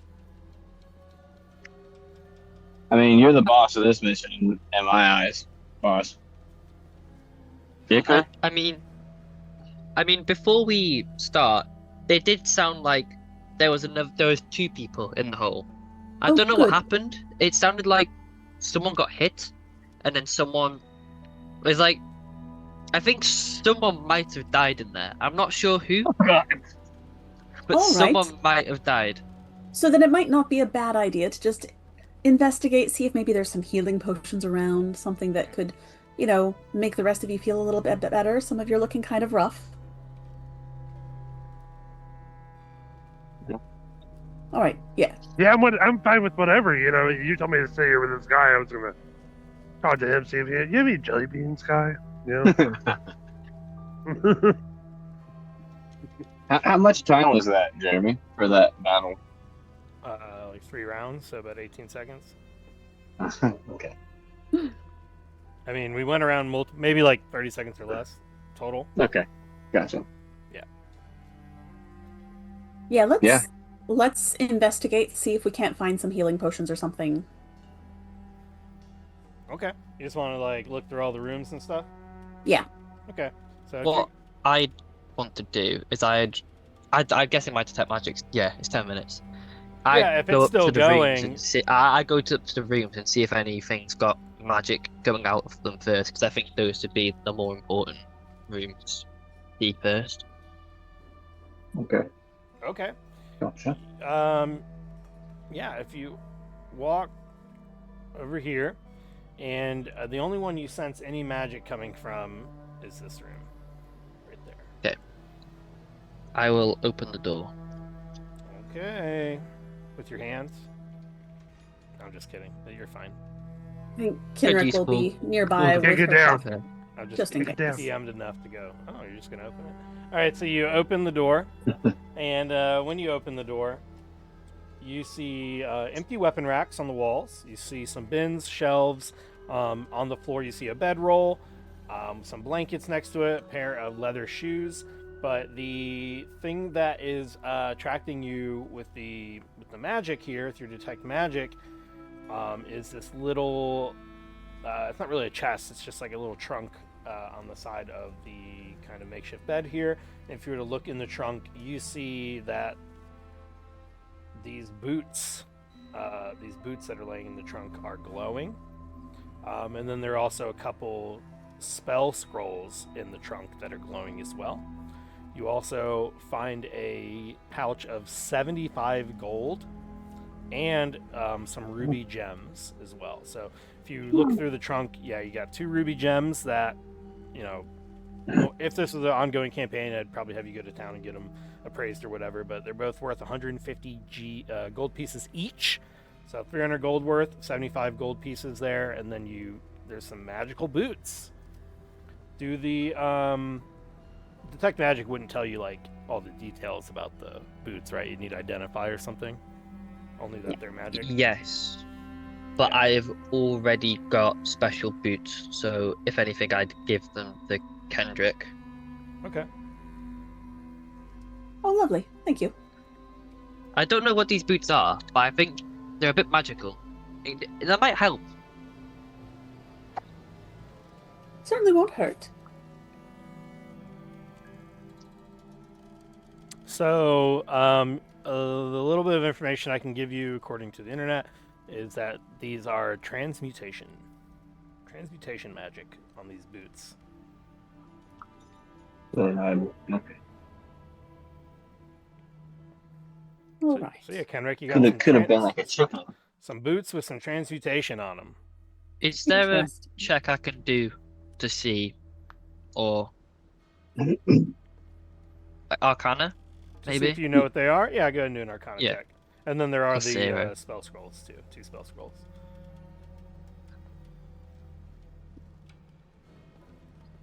Oh, it's nearly a nat 20. 8. An 8. That's far from a nat 20. Yeah, you're not sure. You're just like, I don't know, some sort of transmutation magic. It'll do something. That's Oh. great. I see. I thought you meant like they were boots made from something else, and you can tell that there was transmutation magic used on them. Fair. Yeah, with I see. detect magic, it just tells you what school of magic is most closely associated with the object. Gotcha.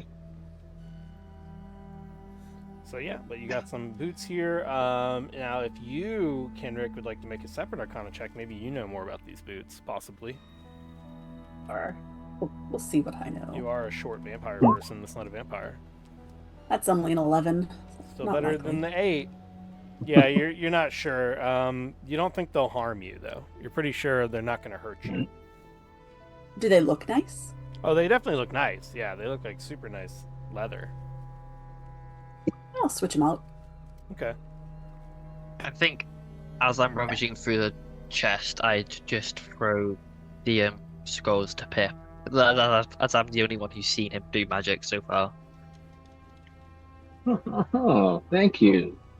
So I'll have walked my way over here, and I'll grab the scrolls from him. Thanks, man. No Quite problem, nice of anytime. you. You know what? This is essentially a one shot. These are the boots of striding and springing. So Okay. basically, no matter what you're wearing, your speed is 30. No matter any other things that would have changed that, unless it can't make them worse. But if you were like 25, now it's 30.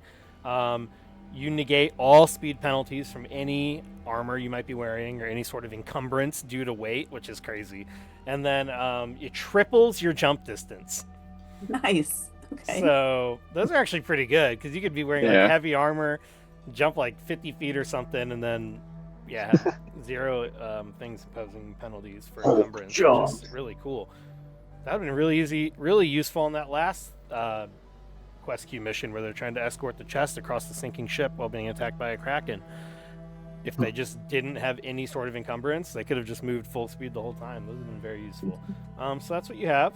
Is there anything else you want to do in this room, or are you just going to kind of search all the rooms as you go? I just want to search all the rooms. If there are extra daggers, I want to go ahead and pick them up. Oh yeah, you find no shortage of daggers. If you want the really, actually never mind. I was gonna say the really cool spell sword dagger thing is with Bayleaf right now. So they're on the Augmund has the big axe. If anyone wants a giant axe, a heavy axe, two-handed. Both the veterans, which were the other fighters, have long swords. If anyone needs a long sword, and then there are plenty of daggers around as well. I'm looking through all the rooms. The scrolls that you find, so you're going to find a scroll of silent image, a scroll of phantasmal force. You will find a scroll of light, so the spell light, as well as a scroll of bless. And if you were to collect all the gold from all the rooms, you're going to all end up with about another 400 gold. So gold-wise, you find a lot of gold. Magic-wise, you find a couple scrolls, and then you find those magical boots as well. There's definitely a whole bunch of regular daggers, so if anyone wants a regular dagger, you have that. The statues themselves look like they're worth a lot of money, but they are statues, so they're very, very difficult to move. But other than that, you don't really find much of worth. You do find food. You find a lot of beds. You find rooms that look like it might be safe to rest in if you needed some sort of rest. The only caveat to that is there is a person who went invisible lurking around somewhere. So you find some wine in one of the rooms, but yeah, you don't really find anything that stands out other than that. But before we venture further to explore what might be behind that magical tapestry, we're going to go ahead and take our break. So we'll be back in about 5 or 10 minutes, and then we'll be playing for another hour, maybe an hour and a half, depending on how it goes, and then we should be able to tie up this adventure. So I'm going to go ahead and switch to the Be Right Back soon, and we will be right back soon.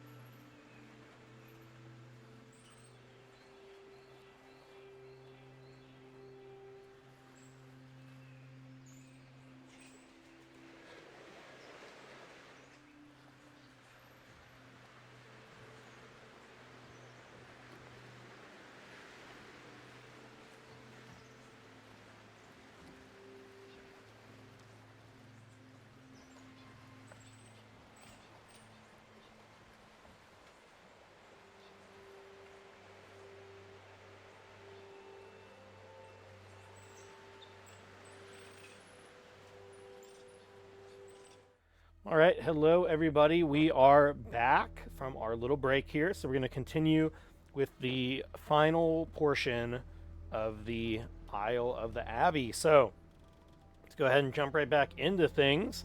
What do you all want to do? You are in this room. It's been quiet for a couple minutes now. I think a lot of you are quite injured, so if you want to try to rest or something like that, you can possibly do that. You did not find any potions or anything when you were searching the different rooms, unless you count some wine, which depending on what ails you might be a solution. But what would you all like to do?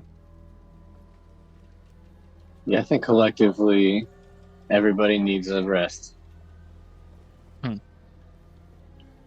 Can anyone go without a rest? I can. My guy, he doesn't rest anyway. So at max, I only have to just stand motionless for 4 hours, and then I'm back to full. So I can stand guard for a little bit after. That's why I'm a scarecrow. It just happened to play out perfectly. Yeah. Kinrick's in pretty good condition.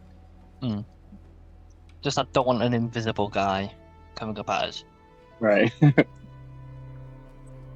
Yeah. So if you guys want to take a rest, I don't mind standing guard with Kenrick. If you look at Icar, he's a little cut up.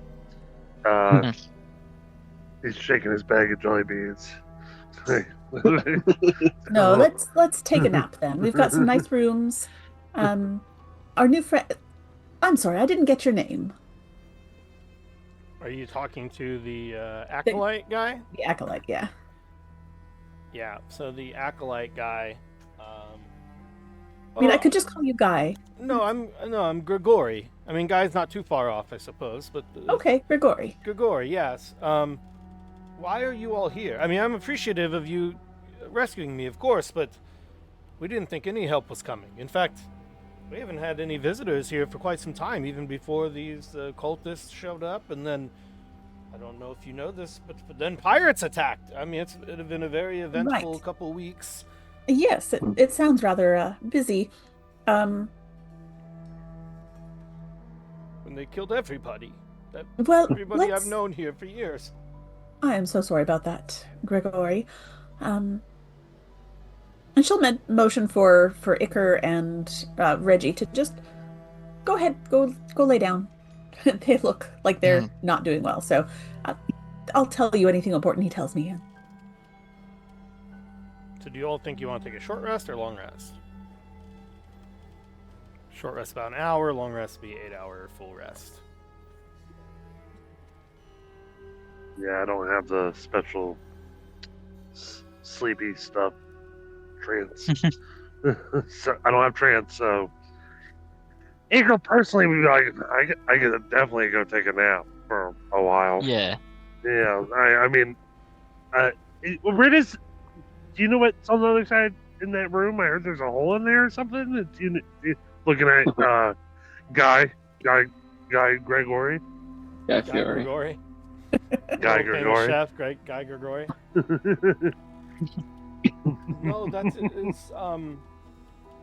was the Order Master's quarters. That's the prayer area, but well, there is something strange about that room, isn't there? What do you mean there's a hole? You have to understand, when Ozymandias showed up, we were no longer allowed in the room. And, well, when the pirates attacked, I was ordered by Ogmund to go in there anyways, and, well, Ozymandias was nowhere to be found. But then he came out of that room. He said there's a hole? What do you mean? I've worked in this parish for years. Almost 6 years now, I believe, and I don't know of any hole. I don't really know either, to be honest with you, but do you know where the orb is? Like, can we fix it or take it, whatever we got to do? Well, last time they took it in there. Like I said, that was Ozymandias' private area. No one was allowed in there but him. Bailey sometimes, a second, but never alone. Was it not in there? We're going to have to go through whatever that hole is. I don't suppose you have any ability to heal anyone, do you? No, I'm not that kind of acolyte. It's worth asking. I focus more on the word than the power. Right. Useless. Well, yes, you guys go get some rest. No, Chuck, that's in character chuckling. Yeah, it is. Useless. Sorry. But if you All right. do you have a way out off this island, or Yes, we have a boat, and you're welcome to come with us, unless you'd like to stay here on your own, but that doesn't seem ideal. no, but I Doing don't too want to good for you. abandon it either. I mean, even with it being burned, it just seems wrong. This place has been here for a century at least, and I'm the only one remaining. Technically, I guess that makes me parish master now. Oh, that's very nice promotion. Tell me, how long have the skeletons been here? Oh, that would, well, they've been here for years, but there shouldn't be problems.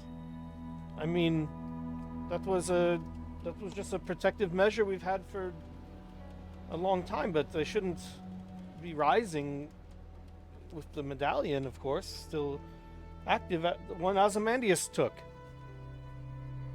Right. So that medallion will make them inactive? Well, whoever bears it controls them, commands them. Oh. Well, I guess Iker has an army. I don't know how I feel about that.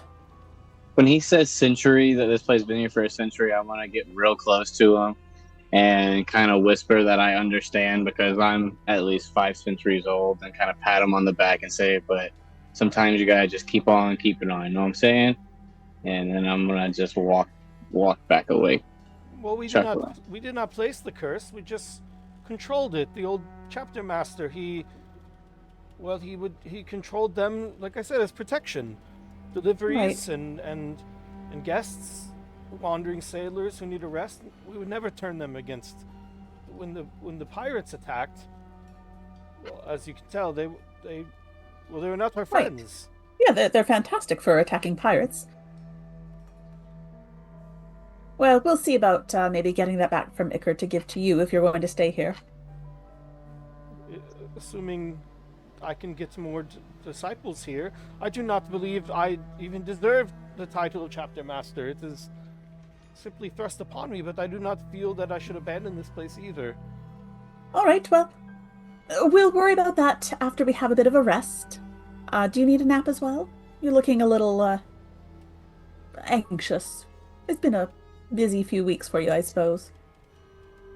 Yes, like I said, I would have never have joined them if it wasn't to preserve my life. I just didn't want to end up like everybody else. I'm a coward. You have a sense of self-preservation, that's all. Because Icar's just nodding. He's like, yes, you are. All right, let's get some rest. And we will absolutely be taking turns watching that door. And Odium was... Or not Odium. And Bayleaf was not in there?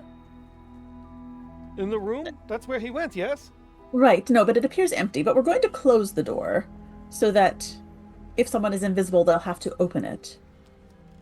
Yes, he can do many things. He's a spellcaster.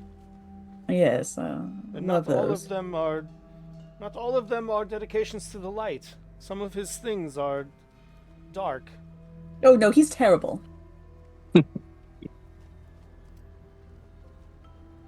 All right, well, we're going to rest. We might as well rest. Okay, so you all want to do a long rest? If that's Yeah, what we need, that's what we Yep. need.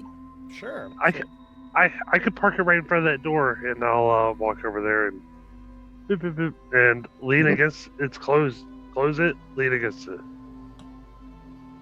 Okay. We can't. It's close enough, and I'll just like lean against it. That's where he's asleep, and he's out. He crashed. So yeah, you can all take a long rest. So go ahead and regain all of your stuff. In the 8 hours that passes, nothing really happens. You don't hear anything else coming from that room. That door never opens. of course, the detect magic will fade over the course of that time, but yeah, everyone is good to get everything back. Full revival here. Someone get Creedence Clearwater because you're revived.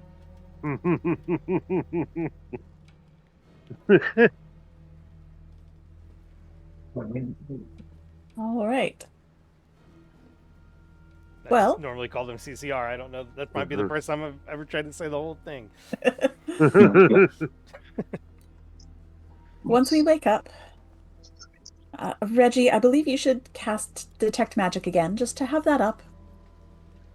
Yep, that would very much help. Yes. And, right. Grigori, why don't you go into one of these rooms, close the door, shove a bookshelf in front of it or a statue or something, and we'll give you the secret knock when we come back. Okay, yes, that sounds good. What is the secret knock? Zoom is not going to pick it up. She'll do the shave and a haircut. Oh, okay. Yes, I will wait for you all. He goes in the room with all the wine. He may not hear us. That's fine. Some holy He'll man. feel better.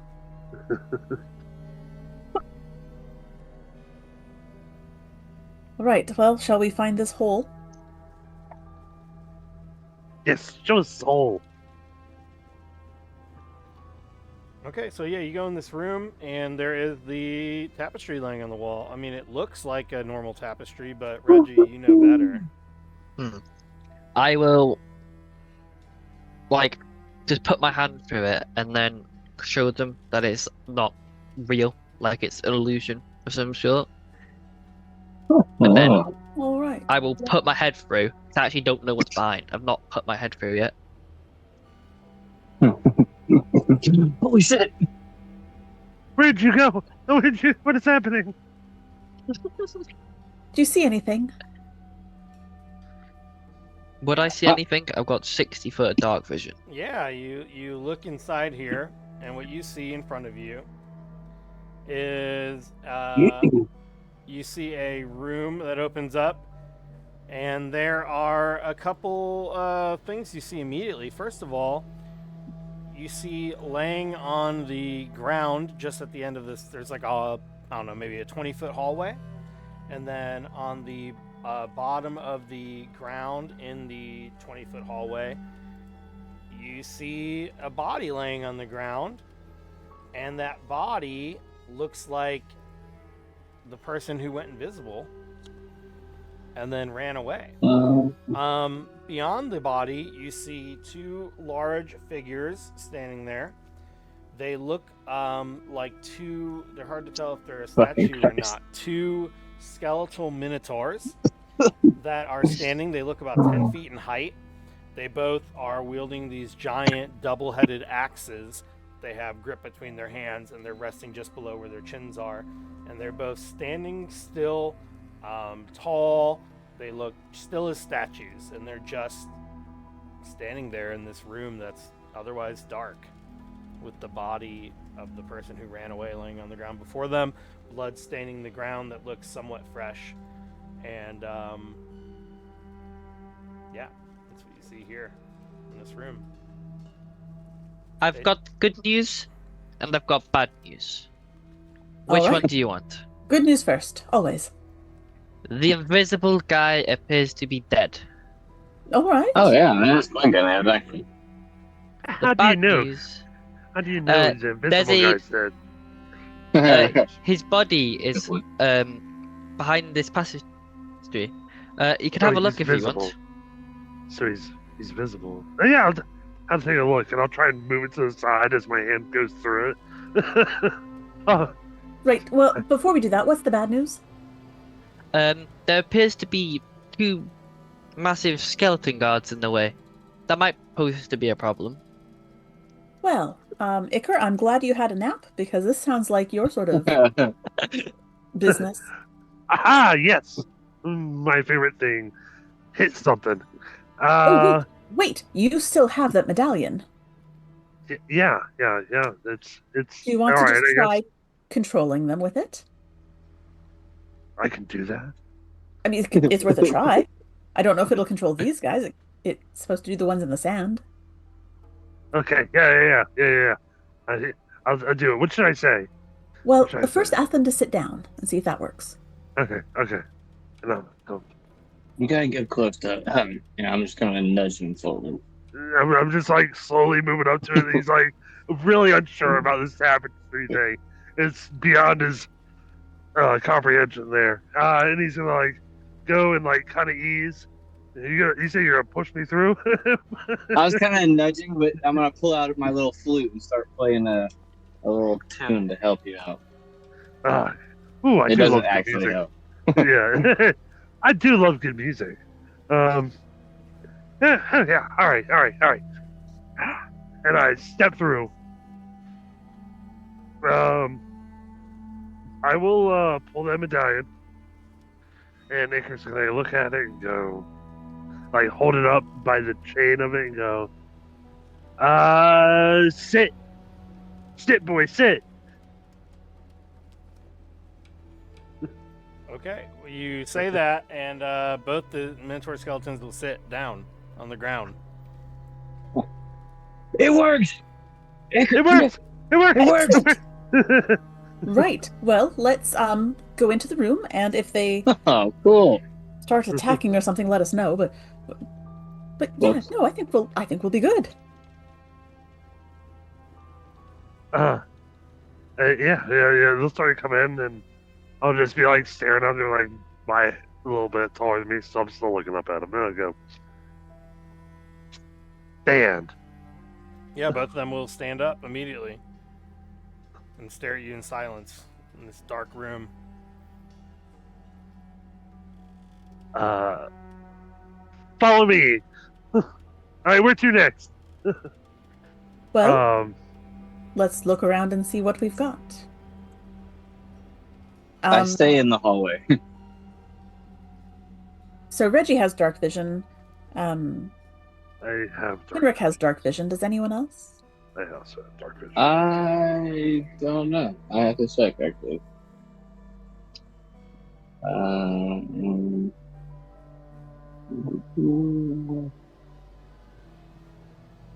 don't think so. I don't know. It's below your saving throws. Like where it Save. says passive perception. Oh, I see. No, I do not. All right. Well, I'm just a garlic head, so that kind of tracks. I mean, it's still dark, but Kenrick would like to look around, investigate the room, see if there are any doors, any passages, see if this dead fellow has anything good on him. Yeah, if you walk in, you can definitely see a door. There's a door to the right that's closed, a wooden door. It just seems like a normal door as far as you're concerned. If you're going to search Bayleaf, Bayleaf does have a couple things. So Bayleaf is going to have, let's see, a short sword, a short bow for start.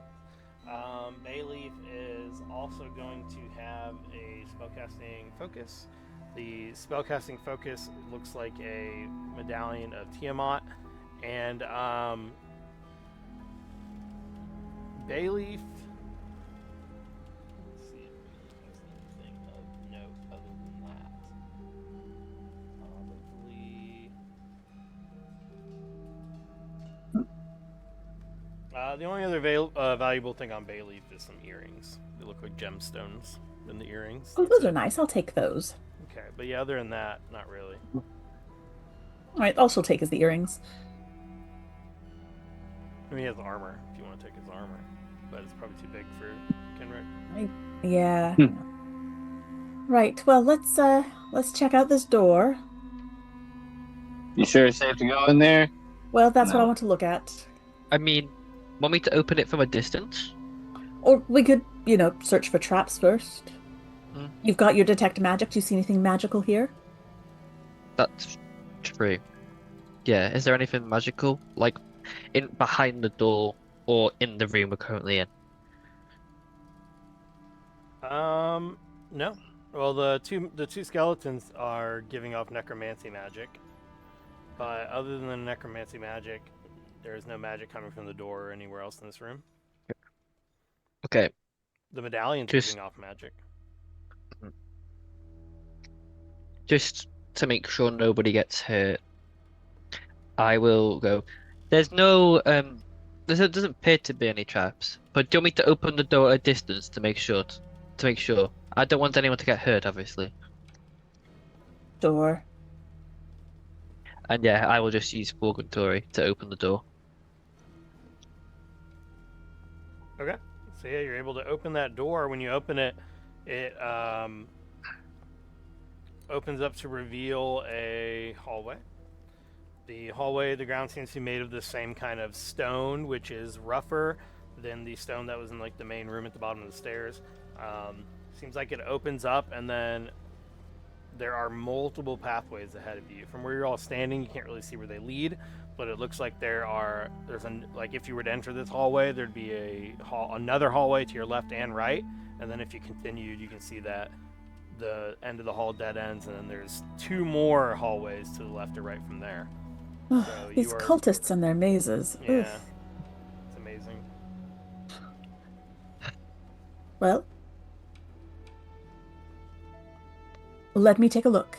And Kenrick will stealthily move just to almost that first junction so she can take a look down either way. Okay, yeah, you get to the first junction. It's a little crossroads here, and it looks like to Kenrick's left, so going north, it kind of dead ends, and then the hallway might go back a little bit to the left, though from where you're standing, it's hard to see where it might lead. If you're looking to your right, that hallway extends downward, definitely into a room that you can see. Another thing you can see is another junction where the hallway splits at some point, but beyond that, it does seem like it leads directly down into a room. And on top of that, you can see from where you're standing, there's candles lit in this room. There is treasure in this room. You see chests that are open with gold coins piled up. You see pottery, artwork, weapons, gems all over it. Like, even from where you stand, it looks like this room is literally littered with treasure. Huh. Reggie, there's a room full of treasure. I think we perhaps should have you come look for some magic there. Make sure that we're not going to, blow ourselves up if we touch it and take it all and stuff it into our pockets as best we can. Reggie, you're new to the party. Why don't you go in the room just in case it explodes? No, just look. You've got the detect magic. I will walk up, but I will stop if I sense any magic.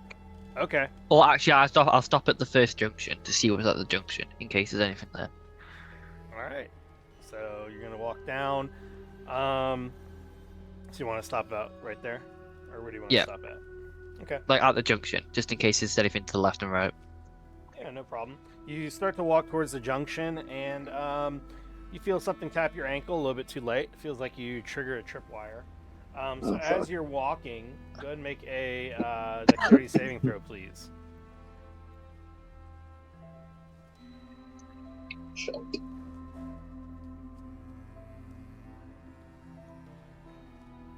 21.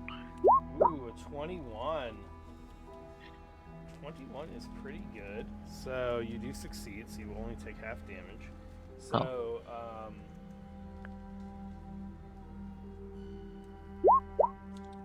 as you're walking, you feel this tripwire, and then this big stone actually drops down from the ceiling. It looks like it's about the size of the whole hallway. You jump back, but your foot gets caught in it at the last second, and you take half of 15 damage. So you're going to take, in this case, only 7. And you manage to get out of it, but after a second, you hear and these big chains that are attached to it slowly pull the stone back up towards the ceiling. And then you notice, as soon as it goes to the ceiling, it's as if it just keeps traveling through, like it just becomes part of the ceiling again above you. Well, that was very clever of you to find that, Reggie. Thank you. Everyone else, watch out. There's a tripwire here. Thanks for letting me know. So I don't think it's magic we need to worry about. I think it's actual traps. Right. Well, then, let's look at the floor as we're walking, and the walls and everything around us, I suppose. And also, Reggie, make concentration saving throw. See if you still have detect magic active after taking damage. Wow, the truck cats have tripled in size. What saving Oh throw? yeah, Sorry. big. That's way bigger than 2 weeks ago. And he What was saving not throw did you happy. say, Jeremy? Sorry. For your to maintain concentration. So that'll be because I believe it's whenever you take damage, you have to see if you're still maintaining concentration. Wisdom? Oh yeah. Detect magic. Yeah. So it says the DC is 10 or half the damage taken rounded down, whichever is higher. So 10 is what you're looking for. Constitution. Constitution.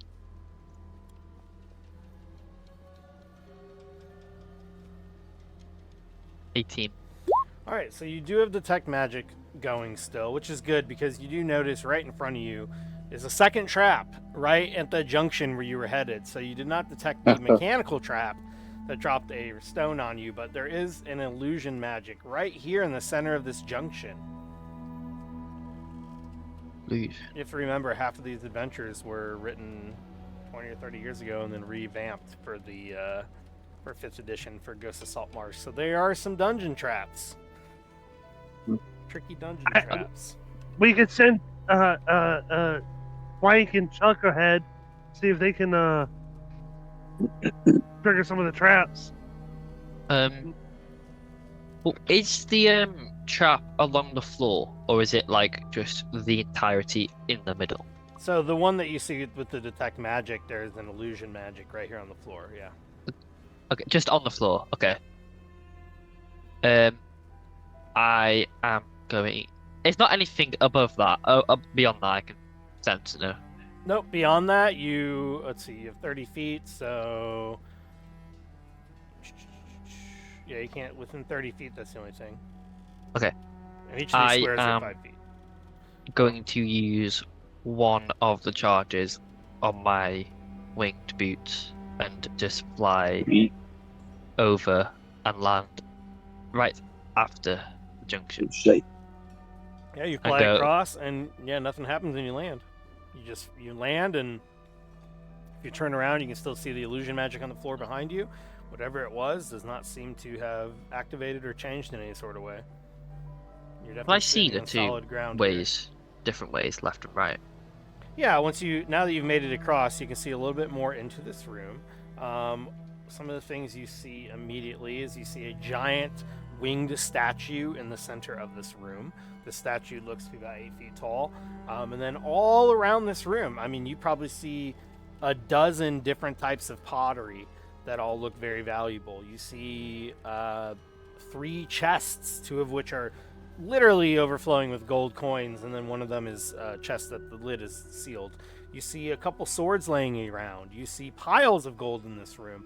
I mean, just a quick look over, and there's at least 1,000 gold pieces of just the loose coins you can see. Okay. And then I'm guessing I can't see through the junction because of the You magic. can see through it. So if you look up, you can see Kenrick standing on the other side. I meant like left to the left and right. Oh, unless that's. Oh, is, yeah, is yeah, it yeah. not If you because you're kind of newer perspective, you can look left and right over the junction, and yeah, you can definitely see hallways in either direction. And if you look to I guess depending on which perspective, from where the perspective of which you were coming from, if you look to the right, you see that it extends about 20 feet, and then there's a door. And then if you look to the other side, it extends about 20 feet, and then there are about 15 feet, and then there are 2 doors. So I'd go to the rest of the party.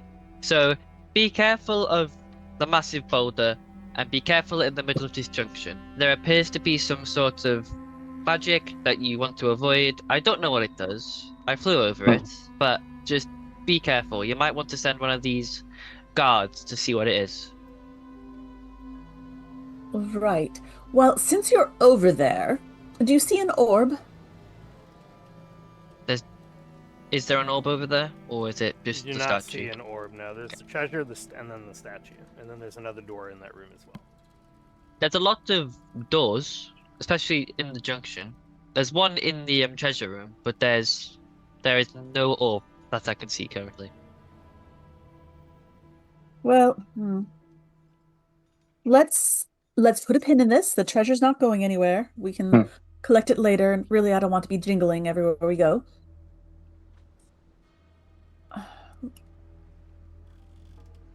I want to. So Kendrick wants to investigate to her left, so the junction going up. She wants to look for any sort of physical traps there. Yeah. Okay. Yeah, go ahead and do perception. Or no, you're going to search actively. So investigation or survival, whichever one you're better at. Investigation's going to be better. That's 20. Ooh, a 20. Nice. A 20 is super good. So you Here is the page. Here it is.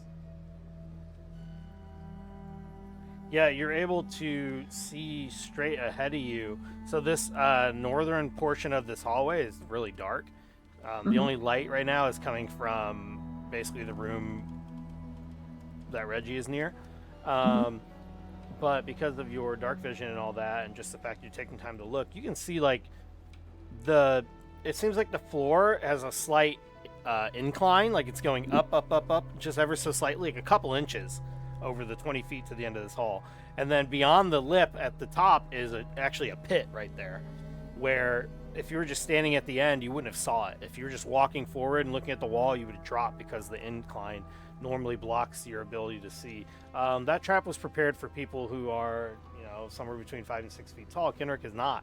So from your different perspective and your dark vision, you're able to see through the illusion. And it's not a magical illusion. It's an illusion of construction, of engineering. There is definitely a pitfall trap right here. Yeah. Right. Well, she will walk right up to the edge and take a little look to the left, see if there's anything worth seeing down there. Yeah, when you turn to your left, it only goes down about not even a full 10 feet, and you see that there is another doorway to the left. Oh, good grief. When you look down in that direction. Yeah. So. I'd like to jump over the pit Okay. to that other little bit. Yeah, you can jump over pretty easily. I don't even need to make you roll or anything. It's a very easy jump, and you're just facing a doorway now. Do a quick check of the doorway, see if there are any traps. Sure. How would you like to go about investigating this doorway? Do you want to just do regular investigation, or do you have like a detect traps or anything like that? No, I don't think my thieves' tools will do anything, so just a standard investigation, I suppose. All right, yeah, go for it. It's a 17. So when you look at this, the door seems strange. The door seems like it's too far impressed into the wall. Like maybe it's not a door and just a design on the wall. Only the door handle itself seems like an external fixture. So it kind of seems like a false door in front of you. Well, that tracks. All right. Jump back over the pit and go back to that first junction. Okay.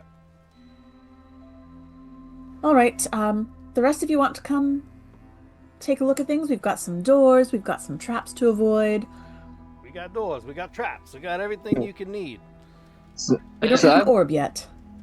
I've been wanting to touch this undead Minotaur guy. Okay. It took me a long time to work my way into the room, and now that everybody's just like left, I finally have the courage to just touch it to make I sure haven't that left you, buddy. You're right just next, to make sure. You're right next to Iker? Yeah. Okay. Yeah. So yeah, you can touch it. It doesn't respond at all. It's bone. It might as well just Oh be my a God. constructed bone statue at like a Whew. museum. Thank the eternal sound. Jeez. Okay. All right, cool. I trust you. Maybe we should leave now. I call this one Chuck. Chuck. Yeah. I like you, Chuck. You remind me of myself in a way. Josh and You Chuck. The other one's Flank. Oh, I get it. Nice. I think the four of us together have an odd aroma probably coming from us: rotted meat and garlic and jelly beans. Skeletons and a dead man on the Yeah. floor. But yeah, I'm gonna do what the boss says and start heading on this way. I kind of am just going with the flow. I don't really have much of a direction in my life anymore. So I'm playing the. Actually, I forgot. I am actively looking for rat droppings and things like that to show that rats are around, so that I might be able to, you know, play a pretty tune later on and get some rat help later. Yeah, you've Uh, definitely seen some evidence Droppings. that rats and things are here. Yeah, you think if you Okay. were to play your magical flute Pipe. thing, that Yeah. there are rodents that could be possibly summoned to your will. Okay. Then yeah. This whole time, like I did start playing to give him the courage. I think this whole time I've kind of been here, there, playing my pipe, preparing. Okay. Do you want to summon them, or do you want to just be prepared to do so? Um, no, I think yeah, okay. I didn't know if I could summon it outside of battle. Yeah. Yeah, because Okay. actions are just 6 seconds of time, and if you're not in initiative, it's just 6 Okay. seconds. Then yeah, let me do that. Let's see. Let me pull up my inventory. Pipe of the sewers. Magical pipe, yeah. Yep. Okay, so expend a charge, and calling forth one swarm of rats with each expended charge. Are you just doing one charge, or how does that work? Or do you have So to I do can. just one?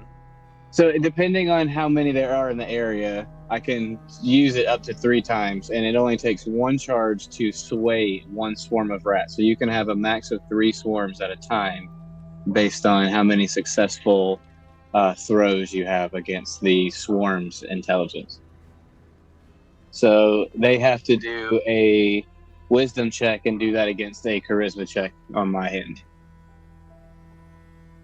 So I've seen enough evidence to where I could successfully summon. How many would you say, or would I be able to tell based on the kind of damage that's been left behind? You get what I'm saying? Kind of. So do they just have to make a check? I mean, you feel there are. I think there are. There's enough evidence that however many swarms you're trying to summon, you can pull it off. Okay. All right. Then yeah, I would just expend all 3. So it'd have to do. It says whenever a swarm of rats isn't under another creature's control, comes within 30 feet of me while I'm playing the pipes, you can make a charisma check contested by the swarm's wisdom check. If I lose the contest, the swarm behaves as if it normally would and can't be swayed by the pipes for another 24 hours. However, if I win, the swarm is swayed by the pipe, becomes friendly to myself and all companions for as long as I continue to play for each round as an action. That's why I was asking specifically if I should be in battle or if I just have to continuously in character be playing the pipe while searching around. Oh, I see. Yeah. So yeah. Okay. So like, if they were fighting you, you could take control of them. That's cool. Yeah. Yeah. Well, yeah. You're able to summon these rats right now if you want. So they just have to make a save for you control Yeah. this swarm right here. All right. Yeah. You can summon a swarm of rats, and then you said a wisdom saving from them. Yeah, I'm trying to do it 3 times then, if I'm able to. Okay. So their first check is a 10. Another Okay. swarm gets an 18, and another swarm gets a 2. All right, let's see. So 10, that 18, 2 and 2. swarms are under your control. I have to do a charisma check.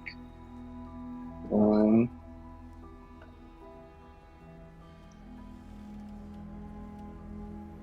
The first one was literally a 3, and then a 10.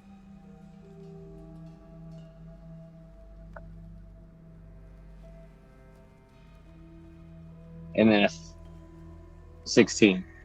All right. So yeah. So you get 2 swarms of rats. Okay. Which are pretty strong. They have 24 HP each. All right, so yeah, I'm just gonna be You just like I suddenly said. have like 24 rats just crawling out towards you. So this garlic man has the 24 rats at his disposal. Acre hops up in the arms of Flank. No, they're good. They're good. I gave them a piece of garlic from my own body, so they'll listen to me for as long as I play the flute. So yeah, Pip the Piper, you have 2 swarms of rats at your disposal.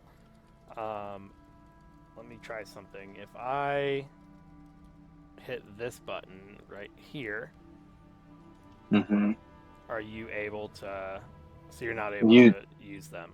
Okay. no edit act. So I guess you'll just have to let me know what you want me to do, and I'll roll for you, basically. But they have bite attacks, which will get +2 damage, and each swarm will do 2d6 piercing damage per bite. And they can take up the space of an individual, so not like 5 feet away, but actually in their occupied their space, and they won't be able to move. I think is what I read.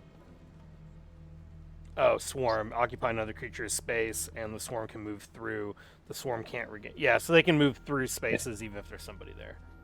Okay, Cool. gotcha. So yeah, you got 2 swarms, so just let me know if you want me to do anything. Otherwise, I'm just going to assume they follow you everywhere. All right, sounds good. All right, cool. Anything else? Yeah, like I said, I'm just gonna, Kenrick's the boss of this mission, so they suggested us to search around. So I'm gonna play my pipe and kind of walk through this room, having the rats walk ahead of me just in case there happens to be traps that I'm not paying attention to, because that's just the kind of person Pip is. All right, so yeah, you get to the end here, and yeah, the hallway splits to the left and to the right. Did you want to wait for everyone else, or you want to go ahead and start sending your rat warriors down? Hey, boss, which way did you say you wanted us to search, boss? Or Well, if you've got some little friends who can help, just everywhere down the halls. Oh, duh. Okay, so I'll ask the swarms of rats to disperse or go separate ways to either end of the hall, and I'll stand in the middle playing the pipes, kind of suggesting. Yeah. Jeremy? Okay, so you want to send them down both ways? Yeah. All right, you can send the rats in 2 different directions. And then also Cautiously. just because of where you're at, you can also kind of see down the hall a little bit. So even before you send them, you can see if you send the rats to the right, it's going to connect down kind of towards the hallway where the 2 doors are that Reggie was able to see. And then if you to the left, it looks like it continues down and then splits again into yet another junction of doors. Okay. When you say you send them cautiously, what does that mean? Like they are kind of taking their own little skill checks as they go to see if they notice. I'm hoping that they're small, so instead of just haphazardly walking, like stumbling over each other like a mindless swarm, they're kind of, like how they would hide from humans. So paying attention to where they're stepping, type of deal. You get what I mean? Yeah. Are you able to communicate with them at all? Or are they just kind of listening? I don't think they can. I think they're just swayed by the music. So possibly the tune suggests movement. So maybe if I was like, that would, maybe suggest they would go faster or something like that, and things along that nature. Okay. Yeah. The swarm to your right goes down, no problem. The swarm to the left, you see them all. They're contorting their body as if they're going underneath something. And looking more closely now, you're able to see there's a tripwire in the center of the hallway, and they're all going under it. Okay, so there's definitely a trap this way. I'm not gonna sacrifice my rats for it, but they did find it, so Good. That's better than I could have said for myself. Yeah. Right, so we know not to step there. Anything by these 2 doors in the corner? No, I think based on the way the guys are reacting, it's all good over there. I don't have detect magic or anything, but... Right. Well, Kenrick will head over there and start looking at those 2 doors. Okay. Yeah, you come up, Kenrick, and there's 2 doors here. They definitely seem real. They don't seem like they're just painted onto the wall like in the other area. 2 real doors, 2 wooden doors with doorknobs. They don't seem locked unless they're locked on the other side, but there's definitely no padlocks or anything on this side. Okay. Reggie, any magic here? Reggie, you do not sense any magic in that direction. The only magic you sense right now, Reggie, is mainly emanating from the statue in front of you, which looks like a winged elf woman with red gem eyes. Okay. All right. Well, Iker, would you mind coming over here with your big friends?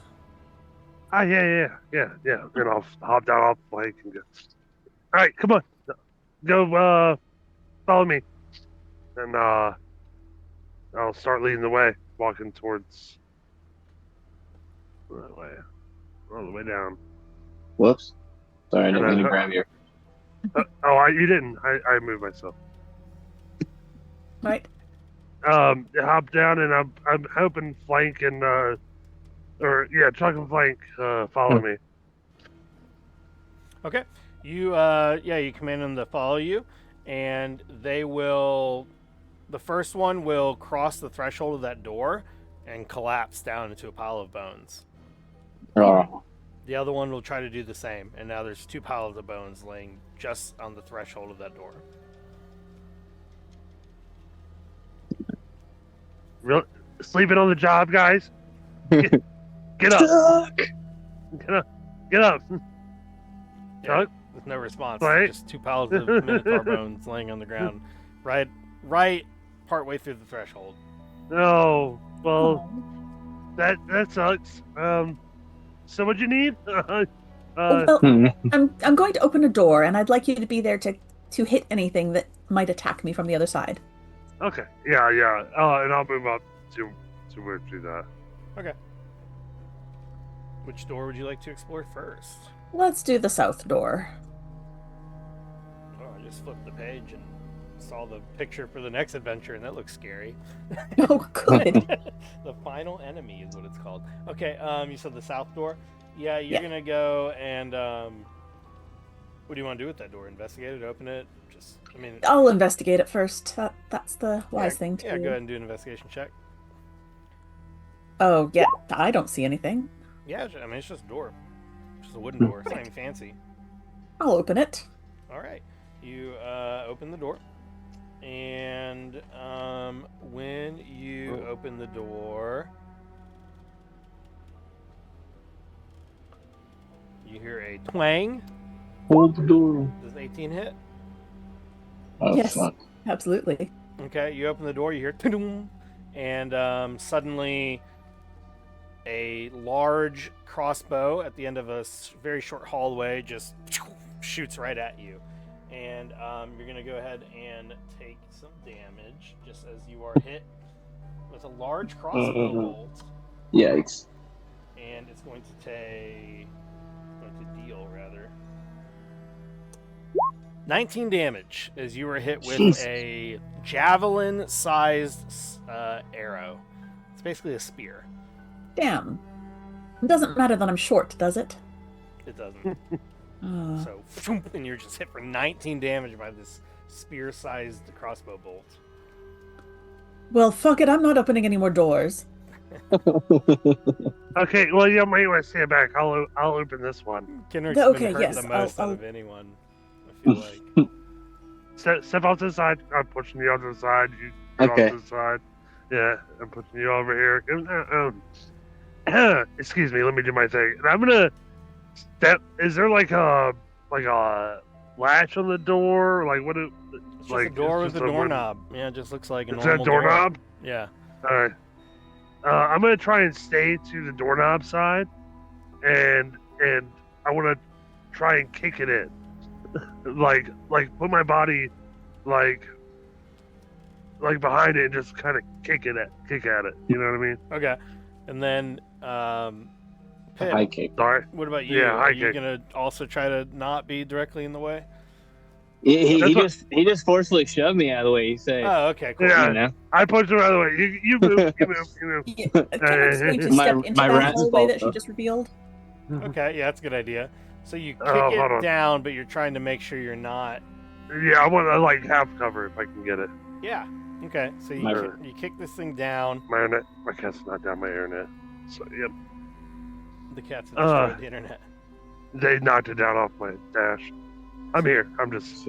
Yeah, you kick it, and twing, this thing goes off. But yeah, you're gonna get the cover. So what's that? Oh my gosh. Was that disadvantage on the attack, Half cover, I believe, is disadvantage. or do you just get additional? Half. AC. It might be. It might be to my AC. 5.5. It is. You're one or the more other. difficult to harm, so you get +2 AC. Okay. Okay. So probably not going to hit you regardless. 25 to hit. Yeah, that hits. That Even even with with the the plus plus 2? Yeah, I only got an 18. Oh, okay. So even with the partial cover, this thing goes off. This giant javelin-sized arrow launches at you. You take 18 damage. God. But you take half of that, right?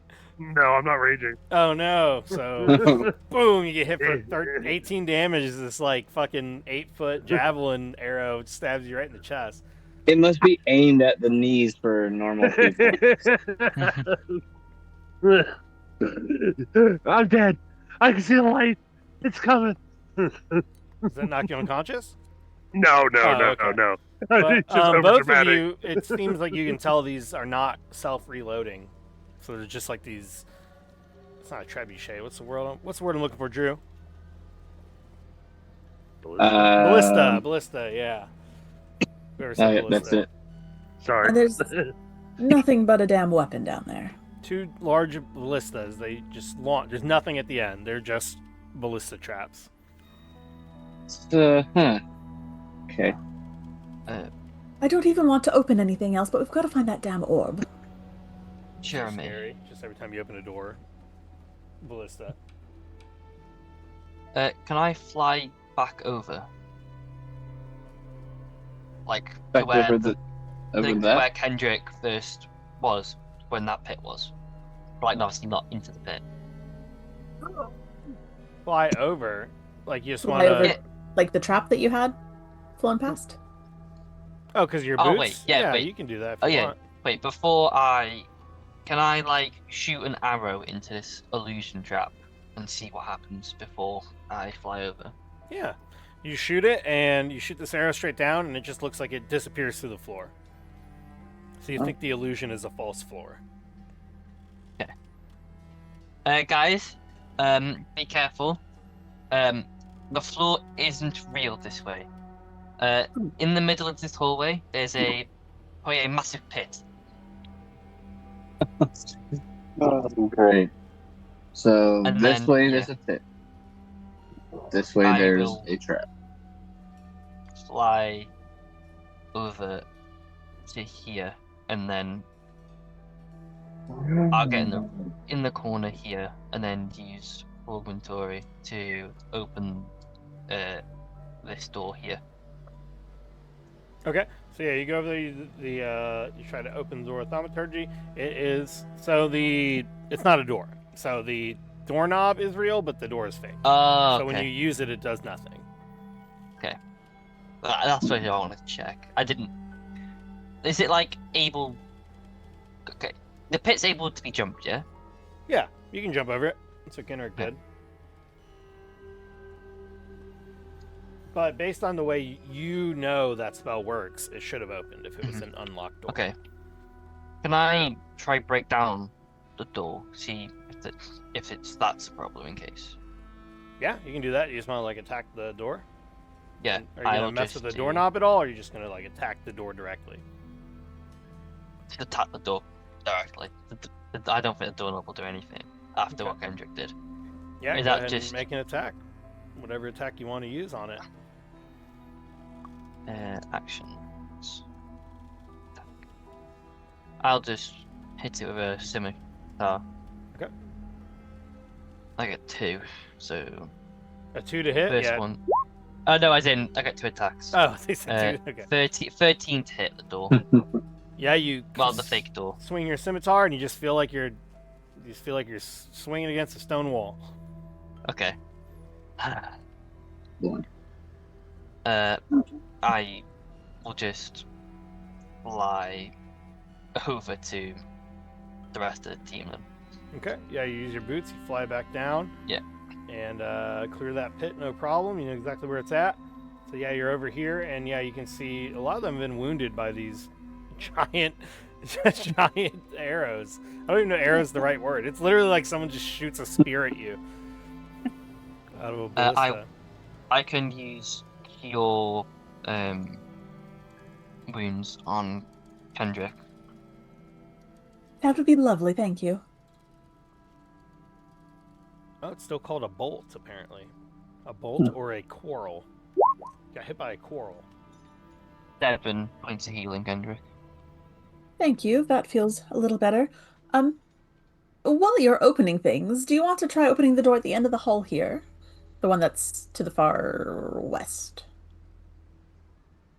Might want to take cover. Oh, yes, Apart I'm from that, absolutely yeah. staying down this hallway, thank you. I will get behind. Wait, how far is Falcontori? Oh, it's 30 feet. Oh. How far is that? 5, 6, 15, 20, Yeah, so 30 feet 25. would put you. So if you wanted to hide, like right behind this corner right here, you could. About 30 Yeah, feet. I will. Yeah, I will hide behind that corner then, and then use Falcontori to open that door. All right. That opens, and as soon as you open it, the same thing happens. A large ballista activates. Oh my. Or I guess a regular sized ballista activates. And it launches, and a big arrow will, or a quarrel, as I just looked up, will against the wall and then just fall to the ground right there. And it's lucky no one was standing there. Great. Reggie, oh- you're opening all doors from now on. Thank you, darling.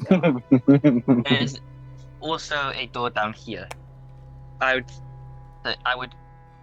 Hey, there's a door down here. Do you want me to open this one as well, or do you want me to come over here before I open it in case? Look, didn't you say there was a something gets in magic statue in that room? Let's hold off in case opening yeah. the door brings a statue What to is- life or something. What is this like? What type of magic is the statue? The statue is giving off some.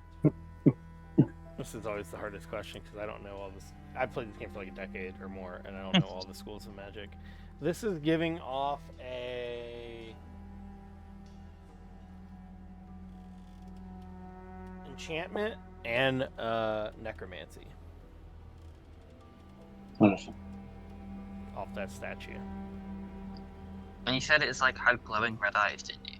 Well, not glow. They're gems. There's just some Okay. things of value. There's gem eyes, ruby eyes that look valuable. I don't think the statue will hurt us if we open the door. I more think if we take the treasure. Right. Well, I'd still rather leave that room for last, if you don't mind. That's totally fine, don't worry. And I will fly back over. Very Miyazaki-esque. Never touch the treasure. Oh, Okay. well, Where are you gonna fly back to? Just where they are? yeah, well, they are. Well, let's head towards where the other swarm went, watching out for that trap in the middle. Everyone watch, don't step on it, don't trip on it. So All right. You can all carefully avoid the tripwire and make your way back towards the rats. When you do so, you are presented with two hallways here. We'll take a glance down them again and Yeah, when you look, I can kind of see why modern D&D adventures are not so dungeon focused. It's just a lot of like slowing things down to make sure you don't die in a trap for no reason. So I don't know why it won't let me. Oh, duh! I have it selected on polygon, not rectangle. Here we go. All right, so you're able to look down this way, and you see that this junction brings you a hallway to your left that extends about 50 feet or so, and then seems to lead straight to a wall and maybe kind of curve around the corner. To your right, however, you see that the hallway definitely opens up into another room. So there does seem to be a room. There are no sources of light in either direction, but with the dark vision, you can see on either side that the way to the right seems to lead to a room, whereas the way to the left seems to just lead to a hallway that turns beyond your vision. Legend. There's no magic. You do not sense any magic. Nope. Okay. Certainly not within 30 feet of you. Oh, so there is magic somewhere. Okay. Maybe. Depends how well you know me. would you mind sending your swarms to just take a look again, make sure there's no tripwires, anything like that? Yeah, I'll.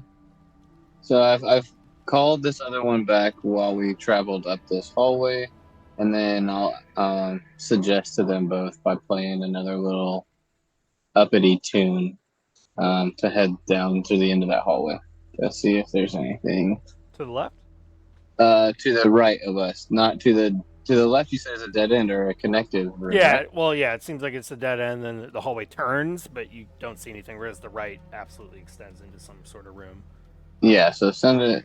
Well, I guess we could send them both. Yeah, go ahead. Send one swarm one way and one the other to check to see if the dead end is actually a dead end. Perhaps they could try walking through the wall, and if they head first into it and don't succeed, then they know it's not an illusion.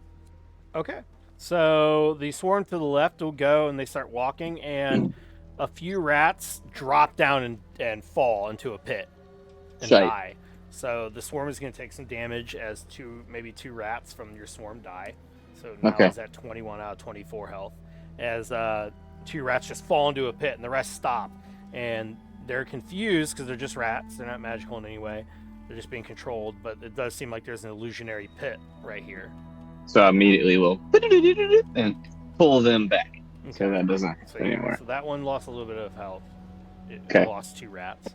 The ones on the right will walk forward, and can your rats make a dexterity saving throw? Which I guess I'm gonna have to do. So your rats need to make a dexterity saving throw as they walk forward, and let's see what happens here.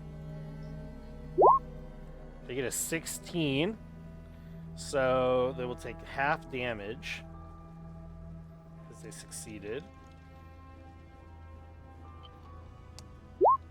20 damage. So as they're walking, a big stone comes down and smashes like half of them. They take 10 damage with the half. So yeah, like 6 rats from there just get smashed and die. And the other ones will scurry backwards, and you see the corpses of a couple rats here. And it seems like there's definitely a trap. And then like before, the stone will rise back up in the air slowly. All right. So either way, we're fucked. There's traps on both sides. Yeah, so I over don't here is know. like an invisible pit, and then over here is a big smashing rock thing. Yeah, boss, I'm not too good with decisions. Like a so wall. No, I understand. Now that I know there's a big rock smashy thing, I can take a little bit better look to see what is causing the big rock smash. So yeah, I'd like to investigate. Is it like a pressure plate on the floor? Is there a tripwire? Yeah, Is there's there... like a pressure plate that causes this big stone to just descend from the ceiling and smash whatever's there. And then on the left, it's an illusionary pit where it looks like there's a floor, but if you step, you just fall straight down into some sort of pit. So if we jump over this pressure plate, we should be okay. Well, okay. because that's what we need to do. I mean, All right. do we not want to take a risk? Do you want me to fly over it first? I can definitely get over it. I like that idea as well. I mean, sure. Boss number 2. Go ahead, fly over it. It's the same effect as jumping over it, though, isn't it? I mean, what's if you trip? We don't want all precautions. Well, we're all going to have to go over it at some point, but go ahead, you go first. I mean, what's the point of going into a room if there's nothing going to be there anyway? All right, take a look. See if there's anything and I magical will that we need to be worried about. Get to Any the more damn edge. doors? Yeah. You're going to fly over it? Yeah, when you fly over it, you go to this next room. And I'm going to hover still, just in case. Because I don't know if there's any. Okay. Just in case all the ground is trapped. Yeah. It's not a bad idea. Oh, shite. Maybe one of these days, whenever it's October, we'll have to do the Tomb of Horrors and see what happens. So you walk into this room, and you see standing at the corner of this room another Minotaur. Except this Minotaur seems to be made of glass, not bones. It looks full, like you can see the details of the fur and the muscles and everything. It's not skeletal, and it looks like it's made of glass or crystal or something like that. And it's just standing in the corner, and it just looks motionless. Additionally, there is a statue in this room as well. There's statues everywhere. So this is about a 50-foot square room. You see that there are against the back wall what looks like ogres, like 3 ogres that are literally, I'm sorry, not 3 ogres. One giant ogre that looks like it has a big spear in its chest, and it looks like it's rotting there. You see it up against the wall, just a couple feet away from the big crystal minotaur statue, and it just looks like it was impaled by like one of these javelin-sized spears, and it's dead there, and it's just rotting against the wall. You also see what looks like 2 more humans that are wearing some sort of robes. They look red, so these robes look more like the acolyte guy that you trusted kind of clothing, but they look very rotted, like years, like these, like just skeletons essentially, and these molded robes hanging from them. They just look like they're laying on the ground dead. And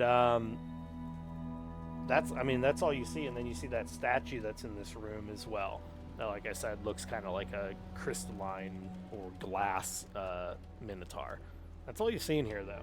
You do also see at the end there's a hallway that seems to extend further down. Like here, just at the end, right behind the statue. Do I detect any magic in this room? Do you detect any magic in the room? You detect, a lot of magic. You detect some necromancy magic coming from both bodies on the ground, as well as the ogre that's impaled into the wall. You also sense some magic coming from that statue. The statue looks like some evocation magic. Wonderful. I will shout back. Hey, toss me the medallion. There's more skeletons here. They might be of use. Your call, Ika. You don't have to give him the medallion if you don't want to, but we should see what's going on.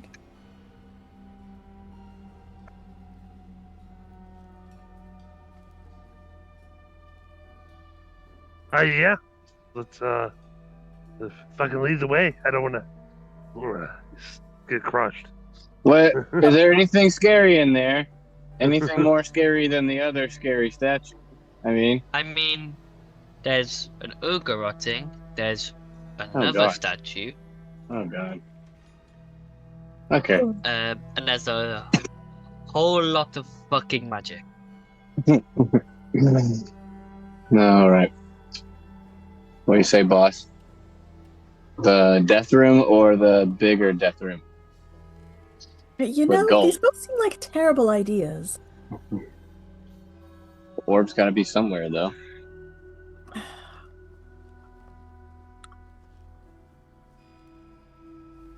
Well, if we're going to die, we might as well die in battle.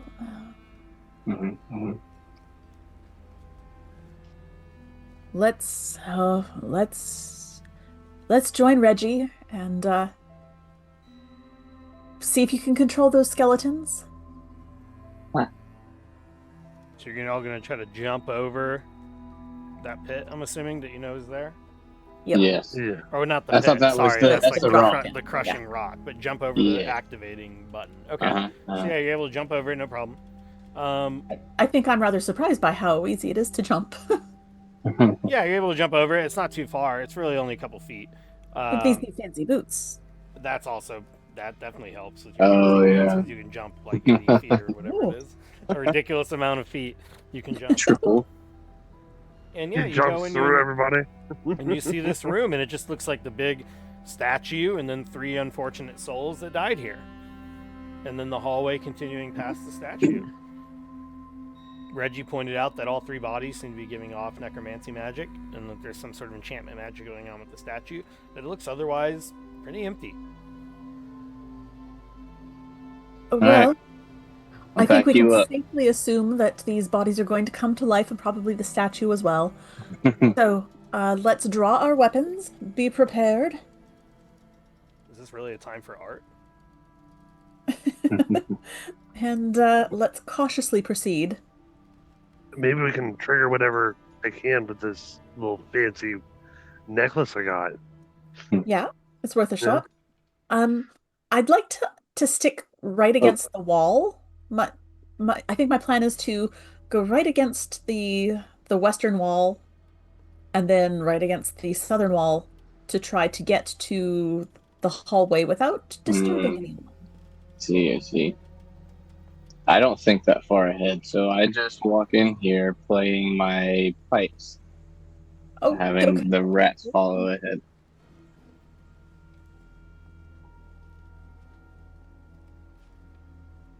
I will just use a quick command on this with this. Hold this amulet up. I'll just yell, "Kneel!" See if anything happens. You just command kneel. Yeah, kneel. All right, yeah, you walk in the room, you say kneel, and all three corpses start to reverberate. The ogre corpse is going to move forward, and it walks forward, and you can now tell that spear is still protruding from its chest, but it is not it's not pinned to the wall or anything by this spear. So this giant ogre will walk, or once again, regular size ogre, but giant compared to you, will walk forward and drop down kneeling, and then it just has that big spear sticking right outside of its chest. And I don't know why it won't let me undo because I just accidentally deleted it. So let me go ahead and search for that. But yeah, this big ogre is going to kneel right down on the ground, this big spear sticking out of its chest.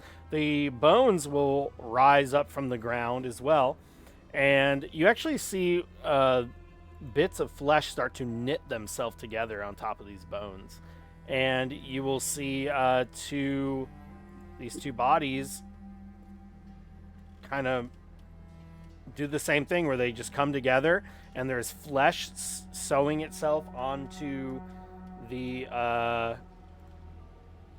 corpses here, and then you see two kind of fleshy undead creatures do the same thing. They just kneel before you. So you're currently in control of 2 ghasts and 1 ogre zombie. Am I a god? It scared the shit out of me, so I'm like profusely sweating, so it's starting to really stink in this room, even more so. Right. Let's get to that hallway in the back. Okay. Just gonna, just walk straight through. Feeling pretty at ease, seeing as how he has control of these big scary things that are in here, and my rats are just gonna follow suit as I continue to play my tune. And you're all just like leapfrogging over the statue, giving it But a shoulder she's massage as you go by. No, I did not touch the statue. Okay. I don't really care for shiny things, so Yeah, I'm hugging the wall. I do walk down the middle of the room, but no, I don't stealthily hug the wall like bosses. What magic was the statue going up again? Enchantment magic. Necromancy. An enchanted statue. Made of pure glass. It probably feels lonely. You're not hugging the statue, you're hugging the wall. I don't know, Adventure Time. I'm not going to touch it or anything, but can I do an Arcana check? Yeah. On the statue? Sure. Go ahead and do that. Rolling an Arcana check. Between the detect magic and the commanding undead things, they're doing pretty good here. I got 6. A 6. You're like, I don't know. It's definitely enchanted, though. Fair enough. Someone enchanted this thing. But Reggie, if you walk forward past the statue, and I'm assuming all of you do that, you do find that there is a hallway extending beyond, and it seems like it goes to the left. Did you want to advance alone, or wait for everybody? I'll wait for everybody. I'm just following the leader, so. Is there anything that the rest of you'd like to do in this room before I fast forward you to the next area. Nope. Oh, come on. It's a crystal statue. What did the viewers want? Okay, so you all make it down to this next hallway pretty easily. And it looks like it folds around the corner. You all manage to make it. Even the rats make it over here without any more casualties. And unless any other commands were given, the ogre and the two ghasts, is what they are just kneeling. They're just kneeling in place. Maybe I shouldn't have said the word medallion so many times. I mean, if we're all in a safe place, I can maybe shoot the statue, see what it does. No, we're going to depends. move forward. What Some of is- us are what- already very injured. We don't have the energy, the strength, the sanity to just Fair. have fun. I'm gonna say what your alignment is. I will be the last one through the door. Oh, shit. I'll wait for everybody to get through. Oh Yeah. no. When you all decided to knock Ozymandias out, I thought this medallion might never be found. Just thought you're just going to lock him away and he just has the medallion. But, yeah. So Thankfully. Who's going first? Our person with magic eyes? Yeah, probably. Yep, Alright. and then I'm followed right behind. I will look for active traps, though, like physical traps, not magic traps. So Okay, sure. Yeah, do an investigation check. I'm for on that one. You want Merlin? 15. 15. Yeah, you don't notice any. You're able to make it through pretty easily. You're able to get into the next area without too many issues here.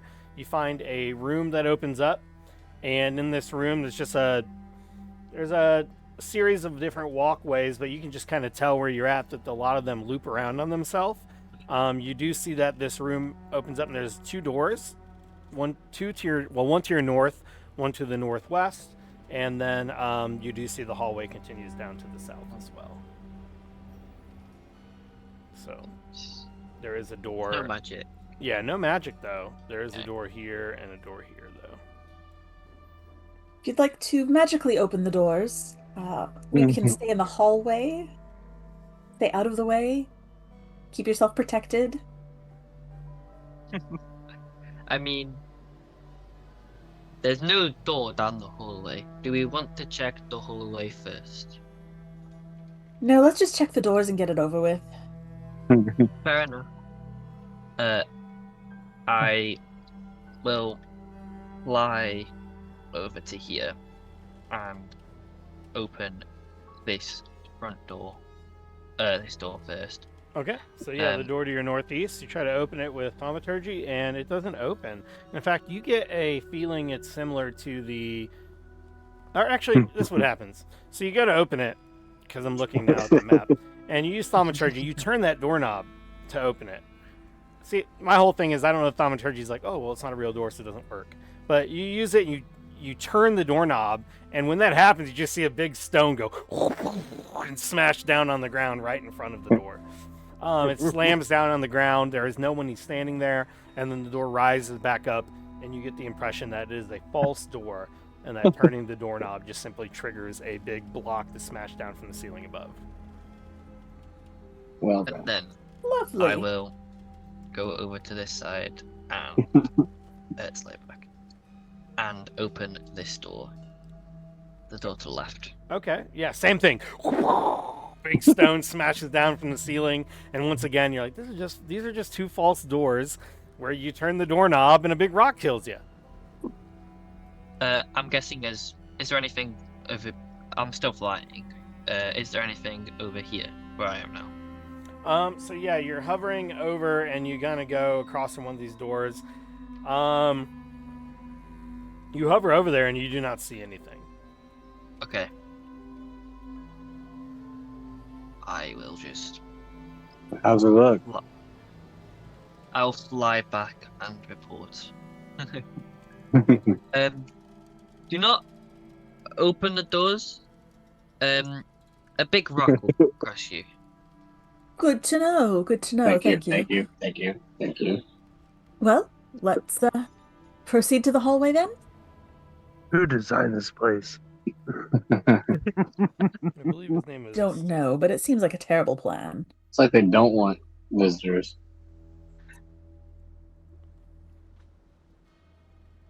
Look down that hallway.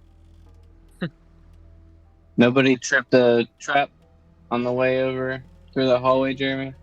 The answer to your question is Randy Maxwell. Randy Maxwell designed this place. So Randy Maxwell designed this, and Randy, you can go fuck yourself. Yeah, sorry, Randy. Sorry for the language. Yes. I'm a dick. There's a hallway down to the south. Your detect magic is not detecting any magic down this direction. Do you want to continue that way now that you feel it's safe, or do you want to do something additional just in case you get smashed by a rock? I'll fly in case, but I will look. All right, yeah, go ahead and do an investigation check.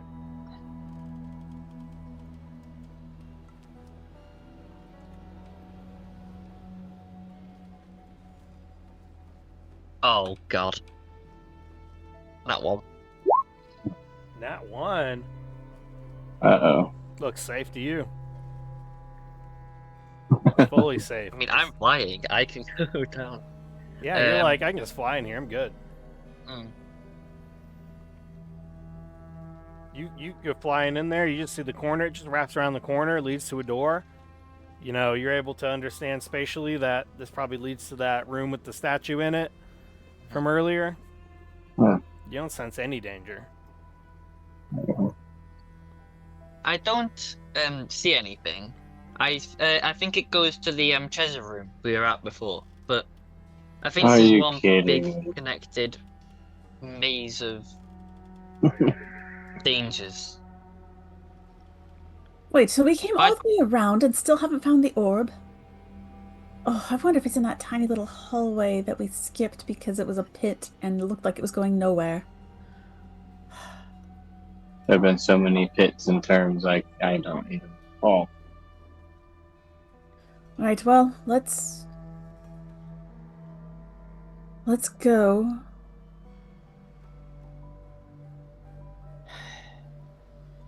I will fly over to here. Yeah, you fly around the corner, and you're 100% sure it's safe. And you make it around the corner, and there's nothing there. You're presented with a door, and you're like, as far as your spatial understanding is, when you open this door, you should be back in that treasure room. Do you want to open the door, Reggie, and see if it's worth us coming down the hallway? If it's not, we'll go back the other way. Maybe look at the ceiling first. Yeah, I'll step back slightly. No, not step back. I'll fly back slightly, and then open the door. Yeah, you open it, and it opens up, and it's that treasure room. Nothing happens. I'm going to be so mad at you if I die. The door leads to the treasure room. Obviously, I'm flying. Please take care in your steps. Please be advised. Watch your step. All right. I'll make my way down in there too. Playing my little tune. Oh, we still have the rats coming with us. You do have the rats. So yeah, one of them has 14 Yeah. out of 24 health. So there's about 7 rats left in that one. The other one's got 21 out of 24 health. So Mm-hmm. you got 14, most of the 21. rats there. One of them, you probably killed 8 rats. But it's I better feel bad than about it. 3 people. True. I guess if that's how 4 you want to people measure even. things. They were really good rats, I'm sure. You measure people and rats. You're like, yeah, that was like 19 rats worth. That guy. Sucks All right. that he died. There's like 19 rats.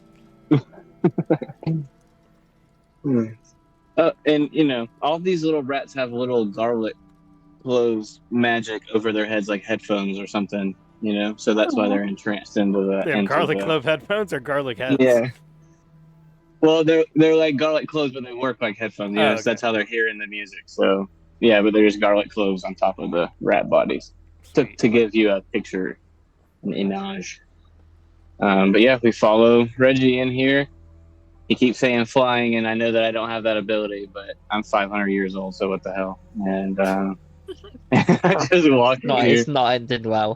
Yeah, this is not. Yeah, you're all able to make it. As always, I'm not trying to force you, so if you want to do something else, let me know. But if you are all intending to go into the treasure room, you're all able to make it over there with no problem. You open it up, and there's just the treasure room.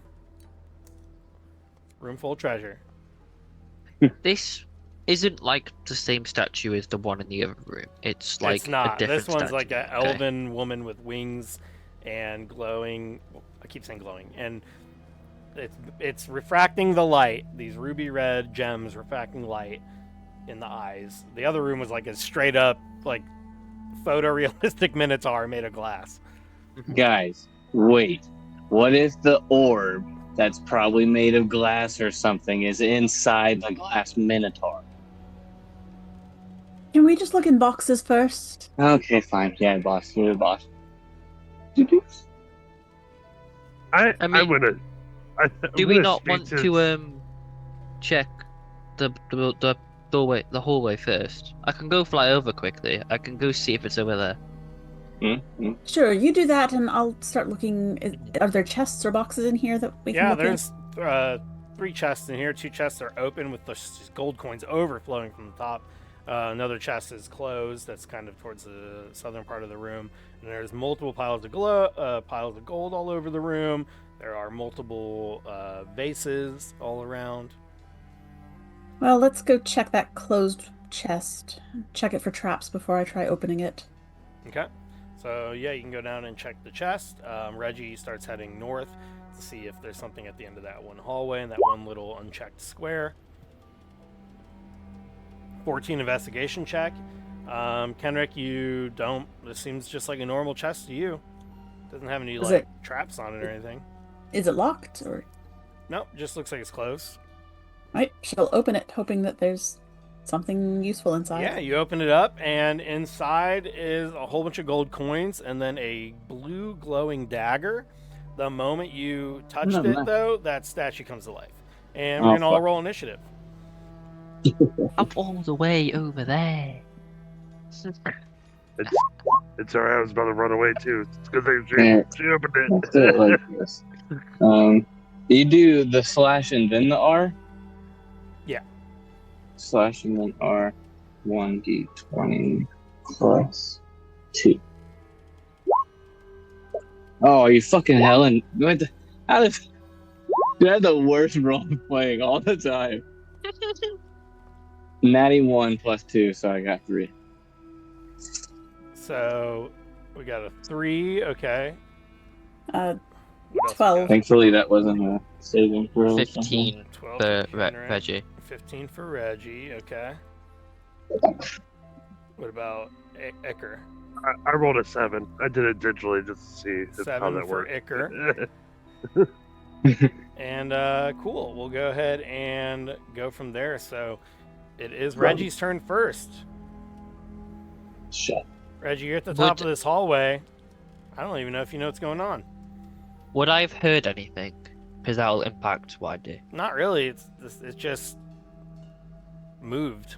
You know, it hasn't even been its turn yet. So. Yeah, but I'm like all the way I feel up. like if Kinrick saw it move, she would have sworn really loudly. You hear someone swear really loudly. Nah, I'll think this up the toe. I'll go use as little movement. I'll dash as well. That's my action. Let's go. But I'll go check over here. Okay. See what's over there. All right, you go over there, and you still have your detect magic active. Yep. Yeah, this seems like the floor right in front of you has some sort of illusion magic going on. Like right there. Right there. Yep. That's the spot. So it's just 2 bits of falling over. Yep. You would use the rest of my movement. I can only go here because that's the other bit's the trap. But yeah, All right, so you just that'll be the move end of my back, go. and after you see that there's Yep. not anything of interest there, you start moving back in the other direction. All right, we will go to the statue's turn. The statue's wings start to move suddenly. This thing seems to come to life, and it's going to go rush towards Pip. So this thing comes rushing towards you, Pip. It's this statue. Its eyes glow. You hear inside your garlic bulb mind, "You are one of us," very loudly. Okay, fuck. And Yeah, it's that's gonna, terrifying. It's gonna try to attack you. So it's going to try to bite you. So even though it's made of stone, you will see it move and then try to bite you like a gargoyle or something. It's gonna get 19 to hit. I am garlic, and it does hit for sure. All right, so you take 10 piercing damage. Yikes. Okay. And then you need to make a.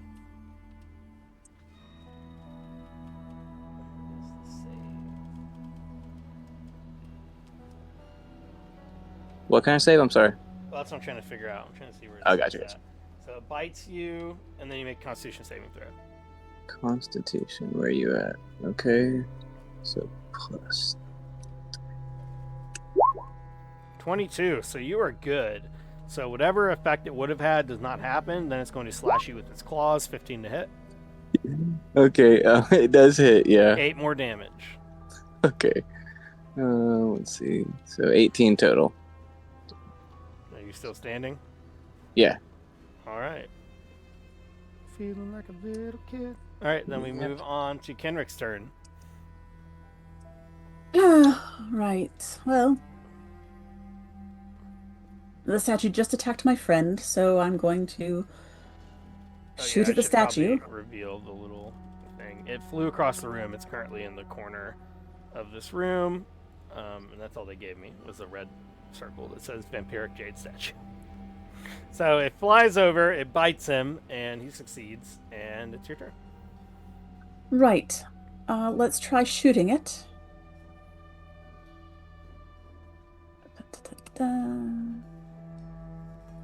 That is 17 to hit.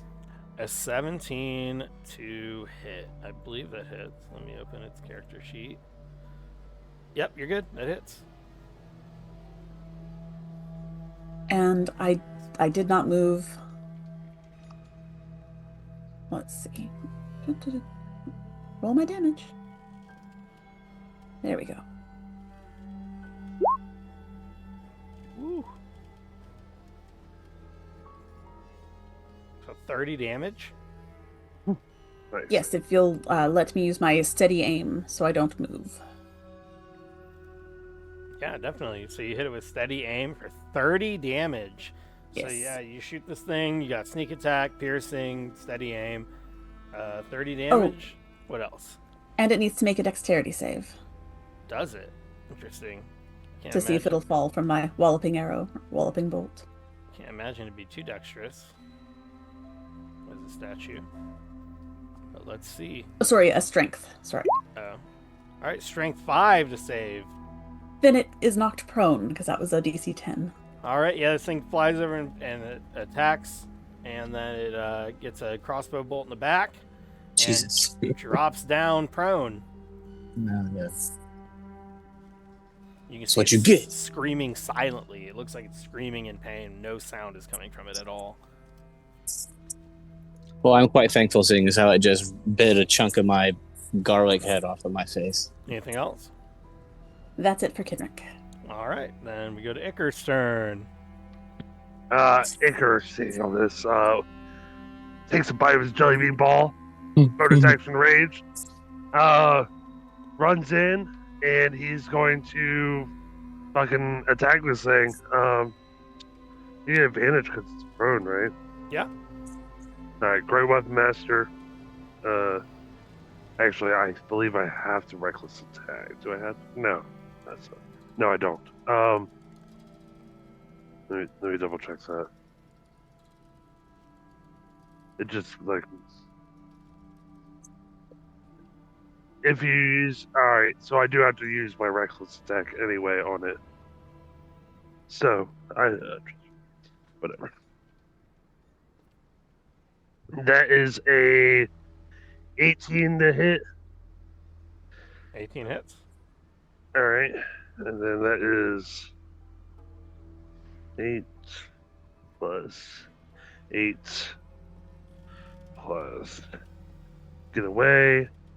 Stop it. 4. 16 plus 2, it's 18. And that is 9 is 27, 37 points for the first attack. Okay. and, I love that. and the second attack is So Insane. a 20 to hit. That hit. Get away! Leave me alone! My cats are being menaces now. I'm rolling dice and they're like, I want to play. That's 8, 10. your dad take this 5. That's wrong dice. That's 11, 21, 23, 33 more points of damage. Wow. All right. Straight up. So you've hit this thing for 70 70. something damage this turn? Crazy. 70. Yeah. It's still, well, it's not standing because it's prone. It's still existing. But you've chipped it to pieces. You've broken off its wings. It's in ruins. Anything else? No, that's my turn. That's it? Only 75 damage? Okay. Yeah, oh, yeah, I know. It's a little weak, dude. I should be doing 90. I'm telling you. That's a lot. All right, so we move on through, and it's Pip's turn. Alrighty. Pip, this thing attacked you, and then you just watched Icker destroy this thing. Yeah, so I defend myself in the same way that I stealthily took the kill from Ikor, from the big guy, remember from earlier? So I used Primal Savagery to grow out my little claws and just attack like that. Oh, wait, I'm going to do it this way. Excuse me. Slash roll 20, 10. 17 to hit. 17 hits. All right, and then it is 2d12. Excuse me, 2d10. Oh my god. Why does that always happen to me? So, yeah. So you hit it for 5 damage? Yeah, with one of them being, 1. Okay, so you claw this thing for 5 damage, and then you also have 2 swarms of rats that can attack. Mm-hmm.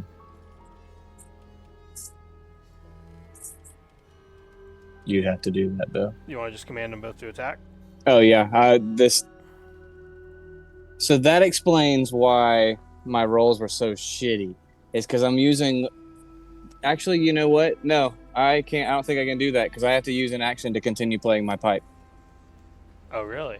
Yeah, as I have to continuously be playing the pipe in order for the rats to do the thing. So it doesn't take any damage. Forget all that.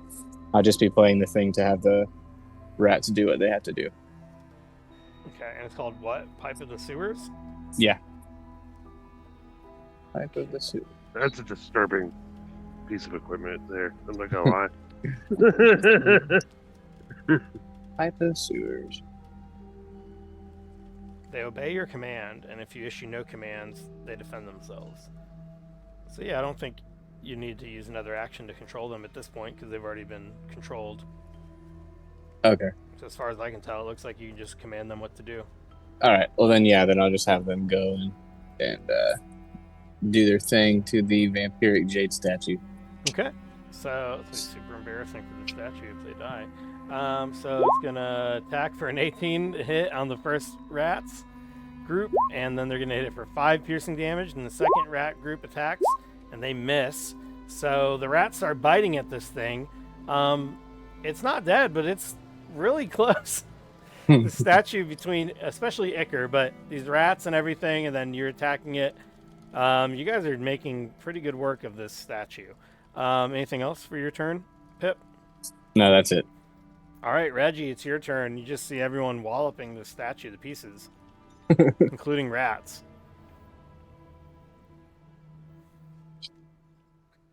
What would you like I to do? don't. I am up at the very top. Oh yeah, you don't see that because you're still over there. Um, I will just use all. Because I'll dash again. So it's 45. you just dash. Okay. Go to there. All right. So yeah, you dash across, and yeah, I guess you don't see it. You hear them while fighting something. Mhm. All right. So if that's your whole turn, then we'll go. It's now the statue's turn. With a tune. You do hear the tune of the pipe being played. The statue is falling apart. It's going to attempt to attack some of the people that are around it. I mean, really, it seems like, Iker is doing the most damage, so it probably wants to try to take out Iker. Ironically, it probably can't hit Iker, but it's going to try. So it's going to try to bite Iker with a 17 to hit, Misses. which is crazy, and then an 11 to hit, which misses as well. So both its turns, it misses you entirely, and then we go to Kenrick's turn. Well, she's going to shoot it again. Sorry. It's a 22 to hit, That hits. and that's going to be 22 damage.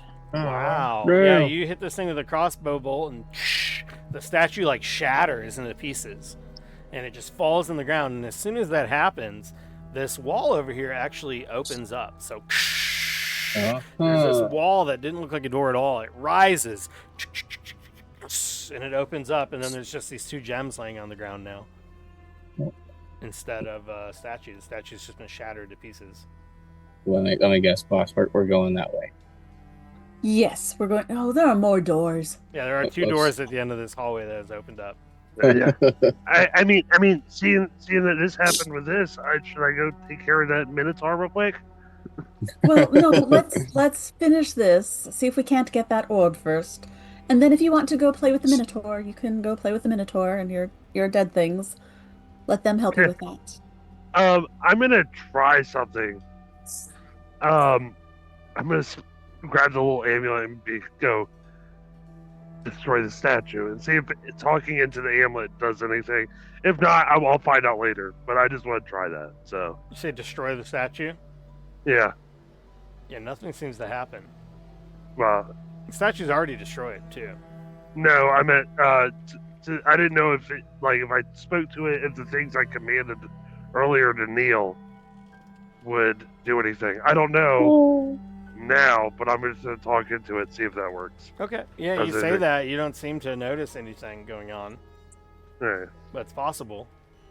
yeah. Sorry. That's my intention. They are Yeah, kind of far away. They are. So I'll be eating jelly beans still for the next 10 minutes. Hurry up, let's go. Run out low. Right. Reggie, do you want to open some more doors? He's not here. Reggie just made it into the room, and all the excitement's over. You see this, Oh. Reggie, you walk in, you see this, what looks like a fight occurred. That statue you saw before does not exist anymore. It's no longer there in the middle of the room. And there's just all these piles of treasure around, a lot of stone on the ground, and it looks like everyone just got out of a fight. Part of my head's missing. One of the clothes are gone. Yeah, yeah. Will that grow back? Also, is your detect Eventually. magic up? Do you want to look at this blue glowy dagger thing while you're here? Well, no, doors first. Doors first. Let's get this orb.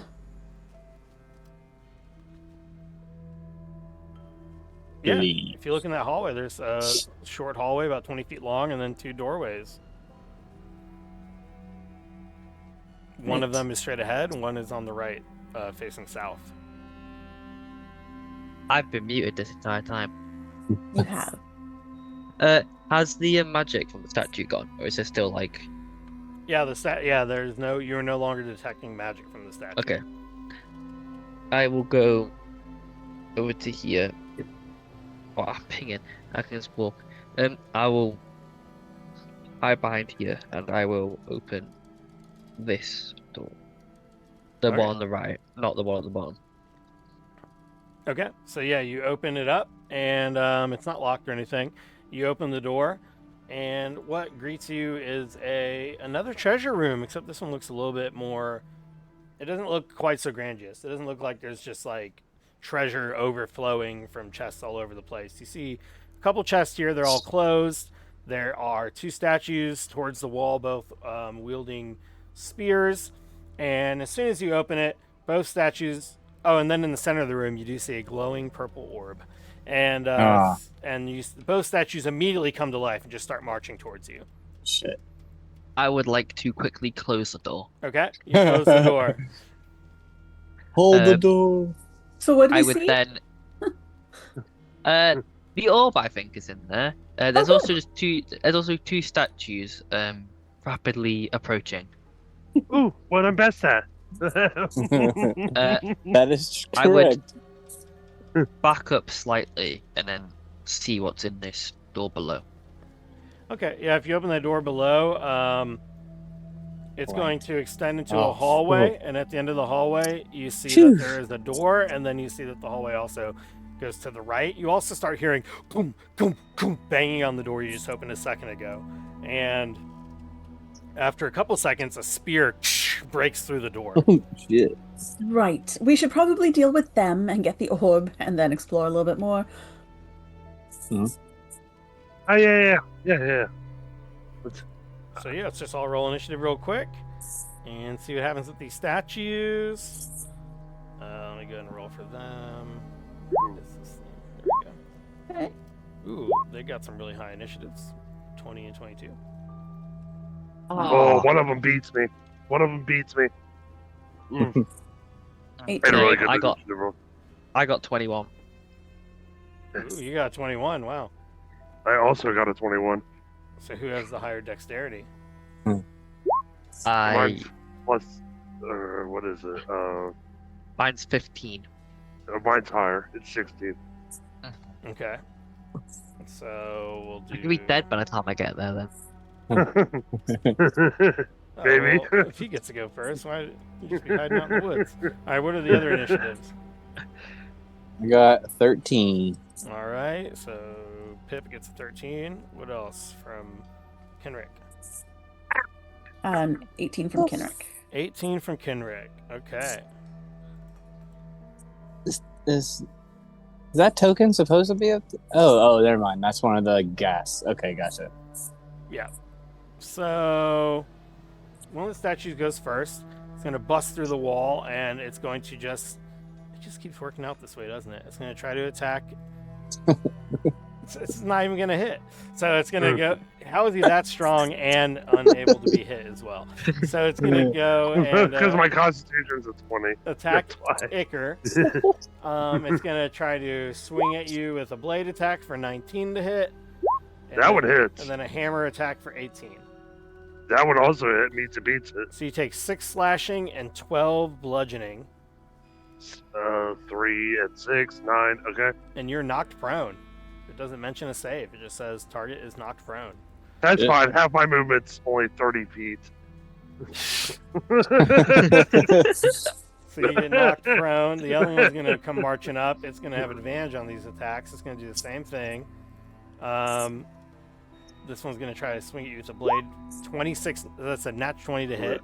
And then the hammer is going to be a 21 to hit. So you're going to take a total of 13 from the first one, 12 from the second one. So 25 more damage. 25, so 12.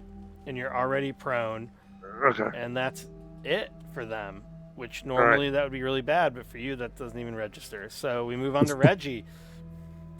It'd be I think it's me. Oh Yeah, yeah, he you're has high higher. dex. Sorry. All right, Alright. so we go to Iker. So Iker. I stand up. Okay, Right. 30 feet of movement to stand up. Yeah, I know. It's crazy. I stand up and I fucking hit the one that just critted my ass Okay. first. Get away from my dice. I need those. Now more than ever. That is a 17 to hit. 17 hits. All right. You're getting fucked up. Not really. 3, 7, 10. plus 17 and 27, 29, 39 points of damage to the first one. Okay, Oh, whoa. that's crazy. Okay, Is he still up? he's still up. Yeah, these statues are made of pure iron here. Okay, I'm gonna hit him again. That is a 19 to hit. 19 hits. Alright. Well, this one is gonna be less damage. 4, 7, 11, That's a good guess. or 10 plus 6 is 16, 18, 28 points of damage. Jeez. Okay. Is he dead? Nope, not dead. Son of a bitch! Alright, well, that's my turn. Put some dents in him though. All right, Reggie's turn. Reggie's thinking he chose the wrong class. Yep. Ready to take a step back. I am going to put a hunter's mark on the one that wasn't hit, and I'm just going to hit it with 2 vicious longbow shots. On the one that was not hit. On the one that was not hit. Okay. So the first one's a 20, and the second one is a 10. All right, the 20 hits, the 10 misses. Okay. It's 12. I don't know. Wait, does it auto calculate the? Extra? I don't think it adds extras. So Okay. it's piercing plus 3, so yeah. I keep forgetting to add that to my stuff too. It's 12. Oh, and wait.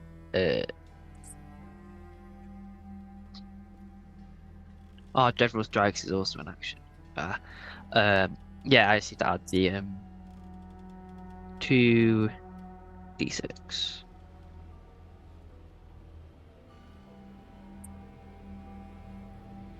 Yeah, the damage calculation already includes the 2d6. Oh, does it? Oh, piercing to who? I don't know. Okay, yeah. Oh, Hunter's Mark as well. That's another thing. What's the Hunter's Mark do again? I forget that one. It just adds another 1d6. Oh, nice. Total The damage? Yeah. So it just does more damage as a bonus action. I got Sweet. 6 of it as well. Um, Ooh, 6 more. you also do Oh, your vicious does not count. It does your normal longbow damage. It has its own like whatever your damage is for a longbow. Your vicious does not add calculated in. You need to roll. Well, is it? Oh, Yeah, no, it says it's 1d8 damage. plus 2. So I got 7 Oh, in the and you get piercing. 9. Okay, And then- all right. The other one's 2d6. So I got a 1 Alright. and a 2. And then as Oh, also that's- plus 6. Nice. So 18 total. Yeah. Oh, I see it now. I thought that was your modifier or something. It's on the one that wasn't hit though, Jeremy. Oh, okay. Yeah, I put it on the other one. All right. Anything else? Okay. All right. I will just back up in just slightly. But apart from that, no. That makes it their turn. Okay. So they're gonna both try to attack Iker again, which I'm not sure if that'll work out. They both go again? Jesus. So 25 and 20 to hit, Those hit. 8 and 14, and you're knocked prone. Wait, how did they both go twice? Or did we Yeah. skip? Who did we skip? Everyone Everybody else? Yeah. Oh, then I don't know why. Yeah. Yeah. Well, it's not their turn yet then. Okay. So then it's Kenrick's turn. All right, Kenrick is going to use steady aim and shoot at the one that Reggie just shot at. Smart. Oh, fuck. 7 misses. Yep. That's it. All That's right. all she can do. There's no other. Oh, damn. then it's Pip's turn. Oh yeah, I don't know why they're both listed twice. Actually, yeah, that's weird. All right, so it's Pip's turn. If you have nothing else, Kenrick. No.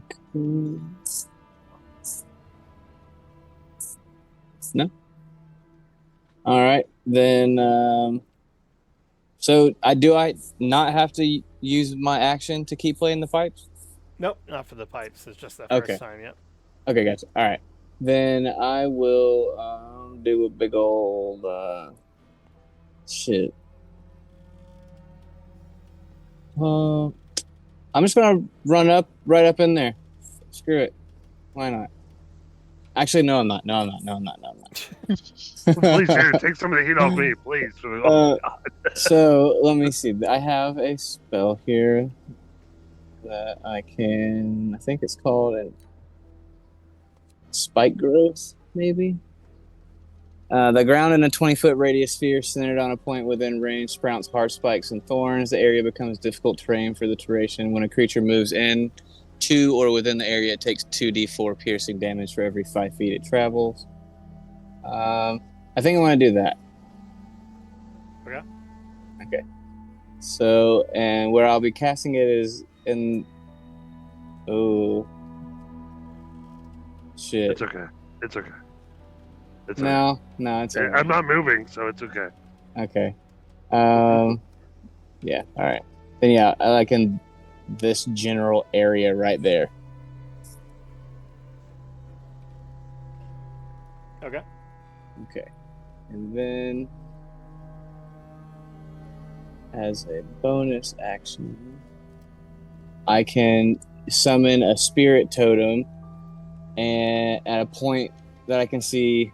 You guys remember the garlic panda bear? I'm resummoning that guy to give everybody in a 30-foot radius 10 temporary hit points.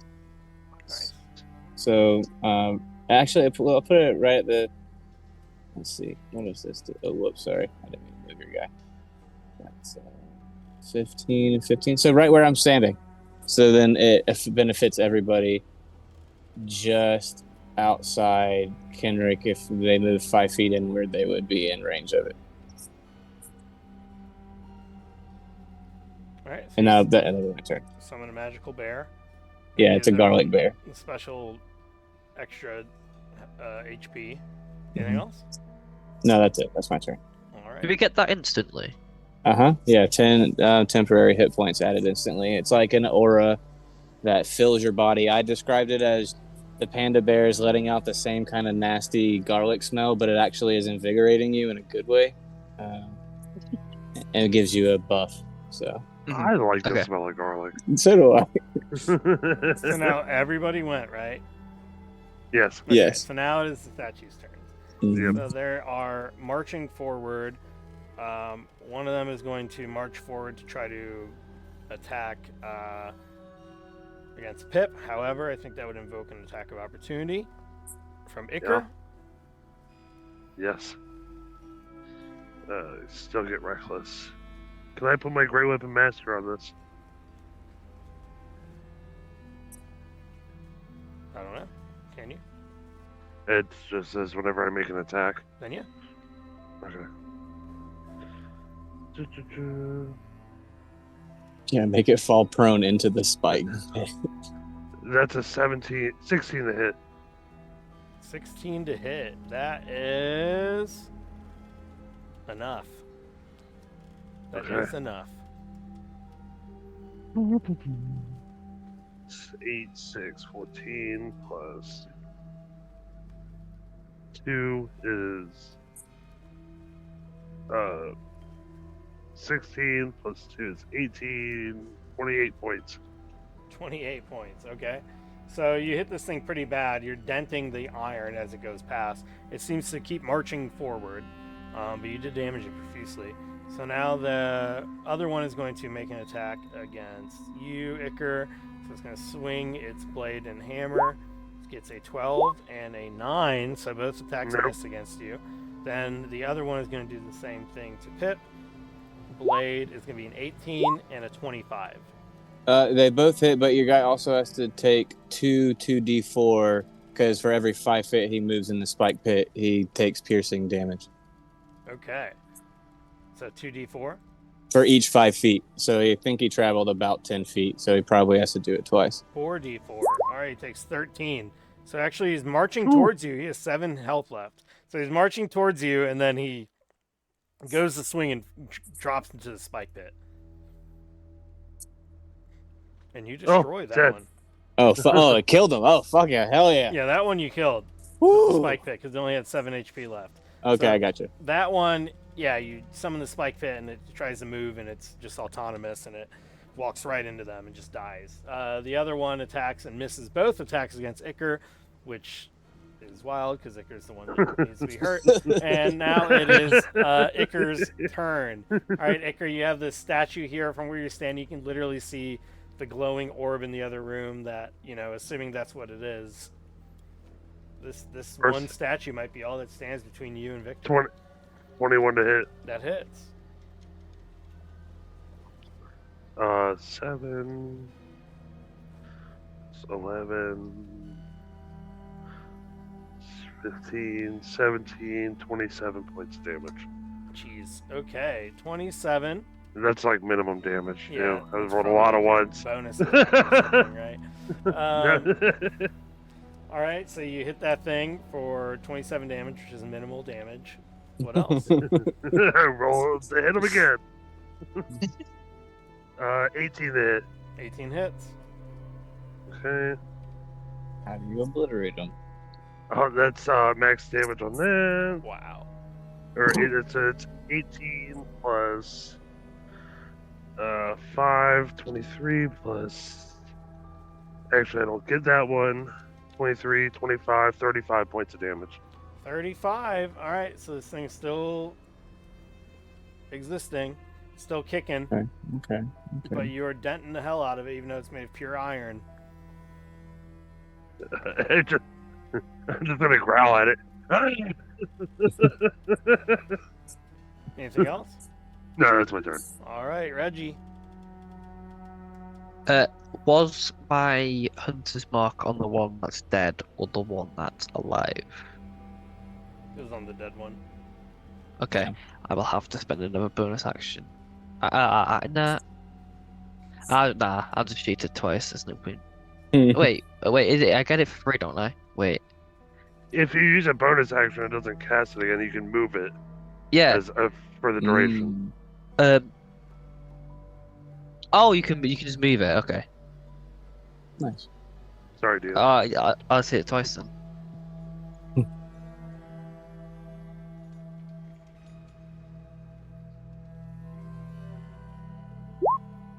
12 and a 20. 20 hits, Nice. 12 misses. 17 plus.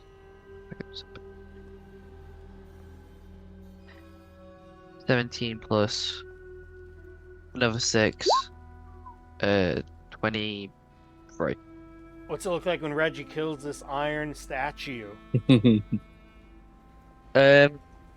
I'd say the first when he first shoots, the first arrow completely misses. It goes near into the room with the orb, and then the second arrow hits him in like the torso, but doesn't like fully like shut him down. And then all of a sudden, like with the hunter's mark, like something like spews out of him, and and he flops, and he just flops down dead.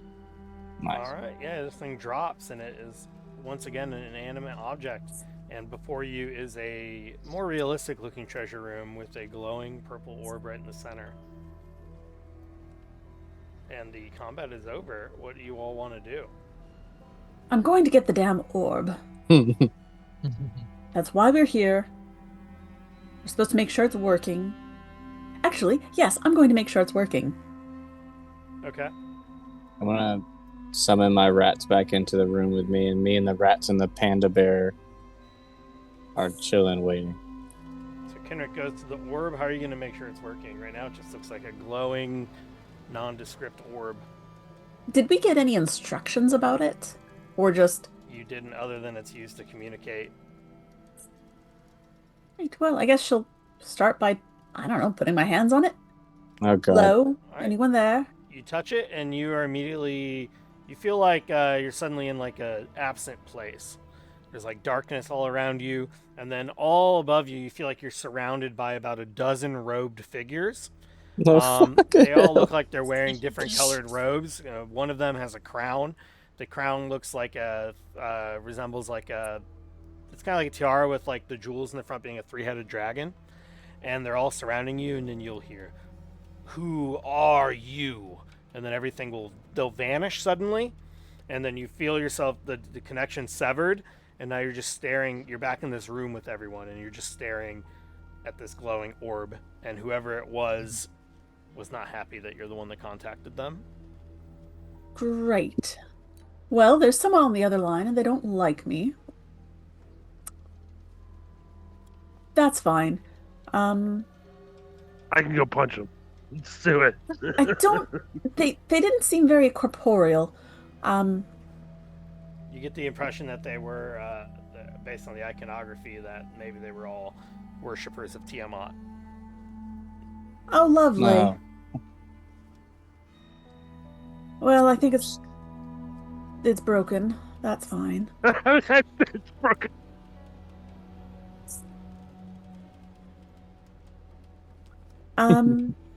I will try to just like tip it into my bag. Is it small enough that it'll fit? Yeah, it's like a bowling ball. Okay, yeah. Add it into my bag. And... You mind if I try it with this little fancy amulet? Oh. You know, he said something about Tiamat, and I wonder if they wanted to see this. right? But I think what we need to do is take this back to the Procon folks and let them reprogram it. I say we dodged a bullet with that Crystal Guardian thing. Right, like we're all in agreement that thing was gonna wake up. Oh, absolutely, yes. Reggie, do you feel like flying a bit more and exploring the rest of this hallway? Oh my god, didn't you see the hallway? I can definitely do that. Yes. Just make sure there's not another orb hanging around somewhere. Maybe we picked up the wrong one. Has it been 10 minutes yet? Would I have to cast it again? No, it's not been 10 minutes. I will fly. Yeah, you can go fly. If you follow this hallway all the way around, you're going to find that it wraps entirely around, and at the end of the hall is just one door. I have to get closer to it. From here, I would like to open the door. Okay. Yeah, you open the door, and there's a big arrow that shoots out of the wall. Oh and my god. Clatters down. This shit And it seems again. like that's just a dead end. It could have been a real dead end Oh, thank you. if you got hit. Well done. All right, well, are we ready to go? Did you want to go play with the statue? That's up to y'all. We can leave. I don't want to play with the statue. If you'd like to go play with mean- the statue, you're welcome to, but I'd like to have most of my crew come back alive. I mean, it might open another passage. I mean, this one did. I don't... Do you think you could make the skeletons fight it? Could you make the corpses kill the statue? So that we don't have to? Icar? Yeah, that could definitely. We could probably try it. Yeah. We could I definitely mean, I probably tried try to it. we could definitely try it. There's always. I'll trade you. How about this? You let me do this, and we can get the corpses to kill the skeleton. You let me touch it. I just want to see what happens. Mm. I'm gonna touch it. Ugh. It kind of looks like a big jelly bean. You know? All right, but don't die in there, okay? No promises. Don't antagonize them any more than you have to. Okay. Put the amulet on so you look official. I put it on over my neck. You're going to go back in the room with the crystal minotaur statue? No, she won't he's touch touching the orb. Oh, I thought you meant the statue. Okay, yeah, you touch the orb, and when you go to touch it, it feels like it's been disconnected. Like there's no sort of. It I'm doesn't do sorry. anything. It still is giving off magic, but it doesn't allow you to communicate with anybody. Your call cannot be forwarded. Jeremy, All what magic is it giving off? For the crystal. Yeah, the orb. Yeah, the orb. Let me see. So, I'm trying to think what I have to bring up that schools of magic thing again because I always forget which one this what. So you're looking at this and using the detect magic, you are able to.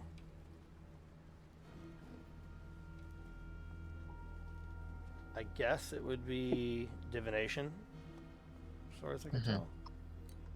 Yeah, it looks like it's giving off divination magic.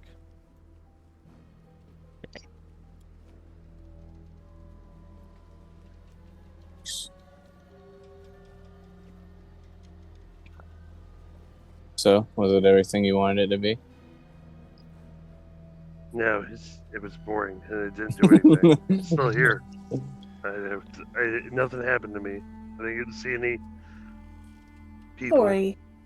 Well, just a reminder, if we just leave, we still have to avoid all the traps. So let's not, do that classic move. Right, no, definitely pay attention to where we're going and what we're doing. Head back around and give this to the guy and tell him it's broken now? Or do we have to take it back? Well, we can offer to take it back because we're going back. Mm-hmm. And then they can send someone over here with it, with some more supplies and some more acolytes. You'll probably need to leave the medallion with him so he can control the skeletons on the way back. I'm sorry. Fine, I can do that. Thank you. As we're going back into that first treasure room, in the one with the orb, was there anything that looks good? I mean, it definitely looks like there's some gold in here and things like that, but nothing like in the other room. The first treasure room definitely seemed like it had way more gold pieces other than this. In the first treasure room, The one I'm in. Kinrick wants to look at that blue glowy dagger that was in the chest that started all the mess. Mm-hmm.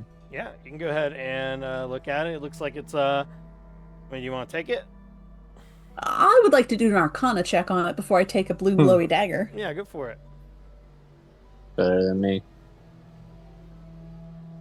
It's a 14. Does it seem like a bad idea to touch the blue glowy thing? No. It looks like you might get yourself a nice magical dagger. Touch it. Oh, I'll touch it. I'll pick it up. All right, you touch the dagger, and then you feel it vanish in your hands. And then you feel 2 daggers materialize on each of your arms with these armbands. So they're wrapped around the forearm, just above both elbows. And you have acquired bracers of flying daggers.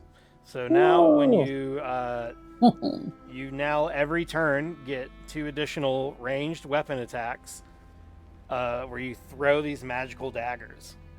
Sweet. So Okay. yeah, so they're just normal daggers, but they're magical, and you get 2 extra attacks with it every turn. They're normal daggers, but there's nothing normal about them. Yeah, well, they just deal like the normal 1d4 or whatever, but you get 2 Oh, of yeah. them every single turn for free. Well, we might switch from the crossbow to some daggers to have 2 extra attacks every damn turn. Feel like I could do something then.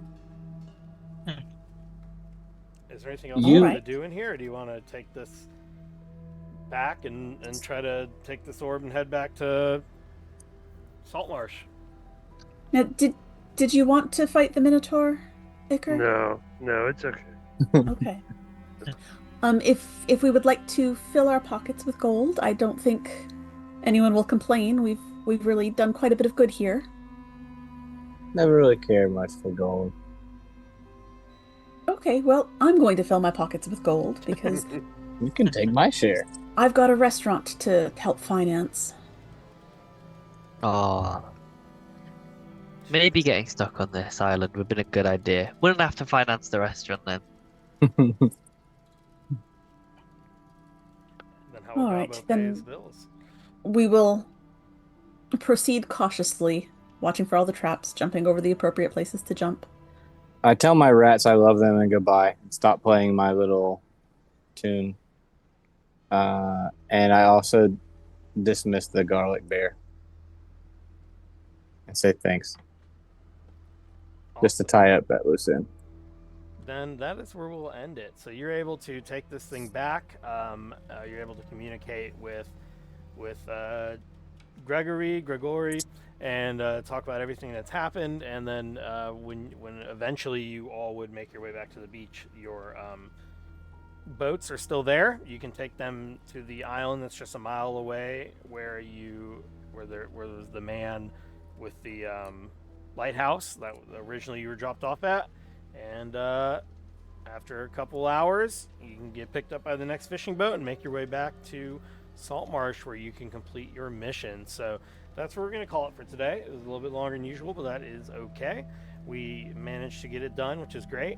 Had they fought a crystalline minotaur, who knows what would have happened, but they survived. Yeah. So thank you everyone for tuning in and listening to this episode of Quest Q. I have been your Dungeon Master, Jeremy Fair. I guess for my plugs, I would say go check out Eclipse if you have not done so. Sci-fi fantasy podcast, all about D&D, so go ahead and check that out. Make sure you're on the Majestic Goose Discord channel if you're not, so you can interact with all of us. You can play board games with us on Tabletop Simulator. You can play video games. You can play in D&D games with us. You can even be right here on Quest Q with us live. And then I guess my other plug would be go on DM's Guild, where I have a couple, I think I have like 4, maybe 5 published adventures. 2 of them are platinum bestsellers. The others are silver or gold or something like that. But hey, they're all pretty good, so you should go check those out. And we'll move right on down the list. So what do you got, Danny? Hi, I am choking. 1 second. I am Danny. You can find me all over the Majestic Goose Network. I'm on Eclipse with Jeremy. Goodness. You can also find me on Crits and Knits. We are our own Twitch channel, twitch.tv/Crits and Knits. We play every other Wednesday. We're a D&D adventure with a bit of knitting thrown in. You can also find me here on Majestic Goose on every other Tuesday, doing That's Pretty Crafty with DB, where we talk about geeky things and make shit. Awesome. Okay, we'll move right on down to Drew, a nosebleed. What's up?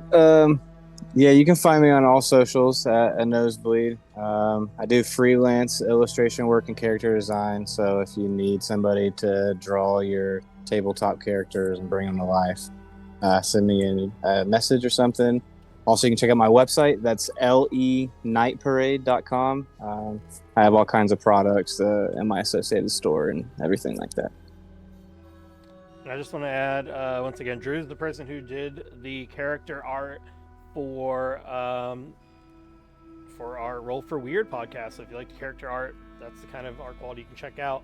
Also, if you're trying to find the Instagram, that's at a nosebleed, and it's spelled ANOZBLEED. So check that out. And then also, if you I think 2 of my published campaigns that I was talking about from the DM's Guild, some of the art that's in the book itself, so not the cover art, but some of the monster art and stuff was done by Drew also. So go ahead and check that stuff out. What do you got, Salty Jedi? Just you can stop by Majestic Goose Network and find me, and come hang out at the Nexus or with these guys, and yeah, that's about it. I'm not really anywhere. All right, what about you, Reggie? Apart from Twitch, you won't really find me anywhere else. On Twitch, it is just Solar Cindy. I primarily do racing games, but eventually you might see me do other things. But apart from that, I have nothing else to plug. Awesome. Well, thanks again for everyone for joining in and playing, and thank you, of course, to all the listeners, whether you viewed us live on Twitch or just on the podcast. We really appreciate it, and we will be back in a couple weeks with the next chapter of Quest Q. Bye, everybody. Mm.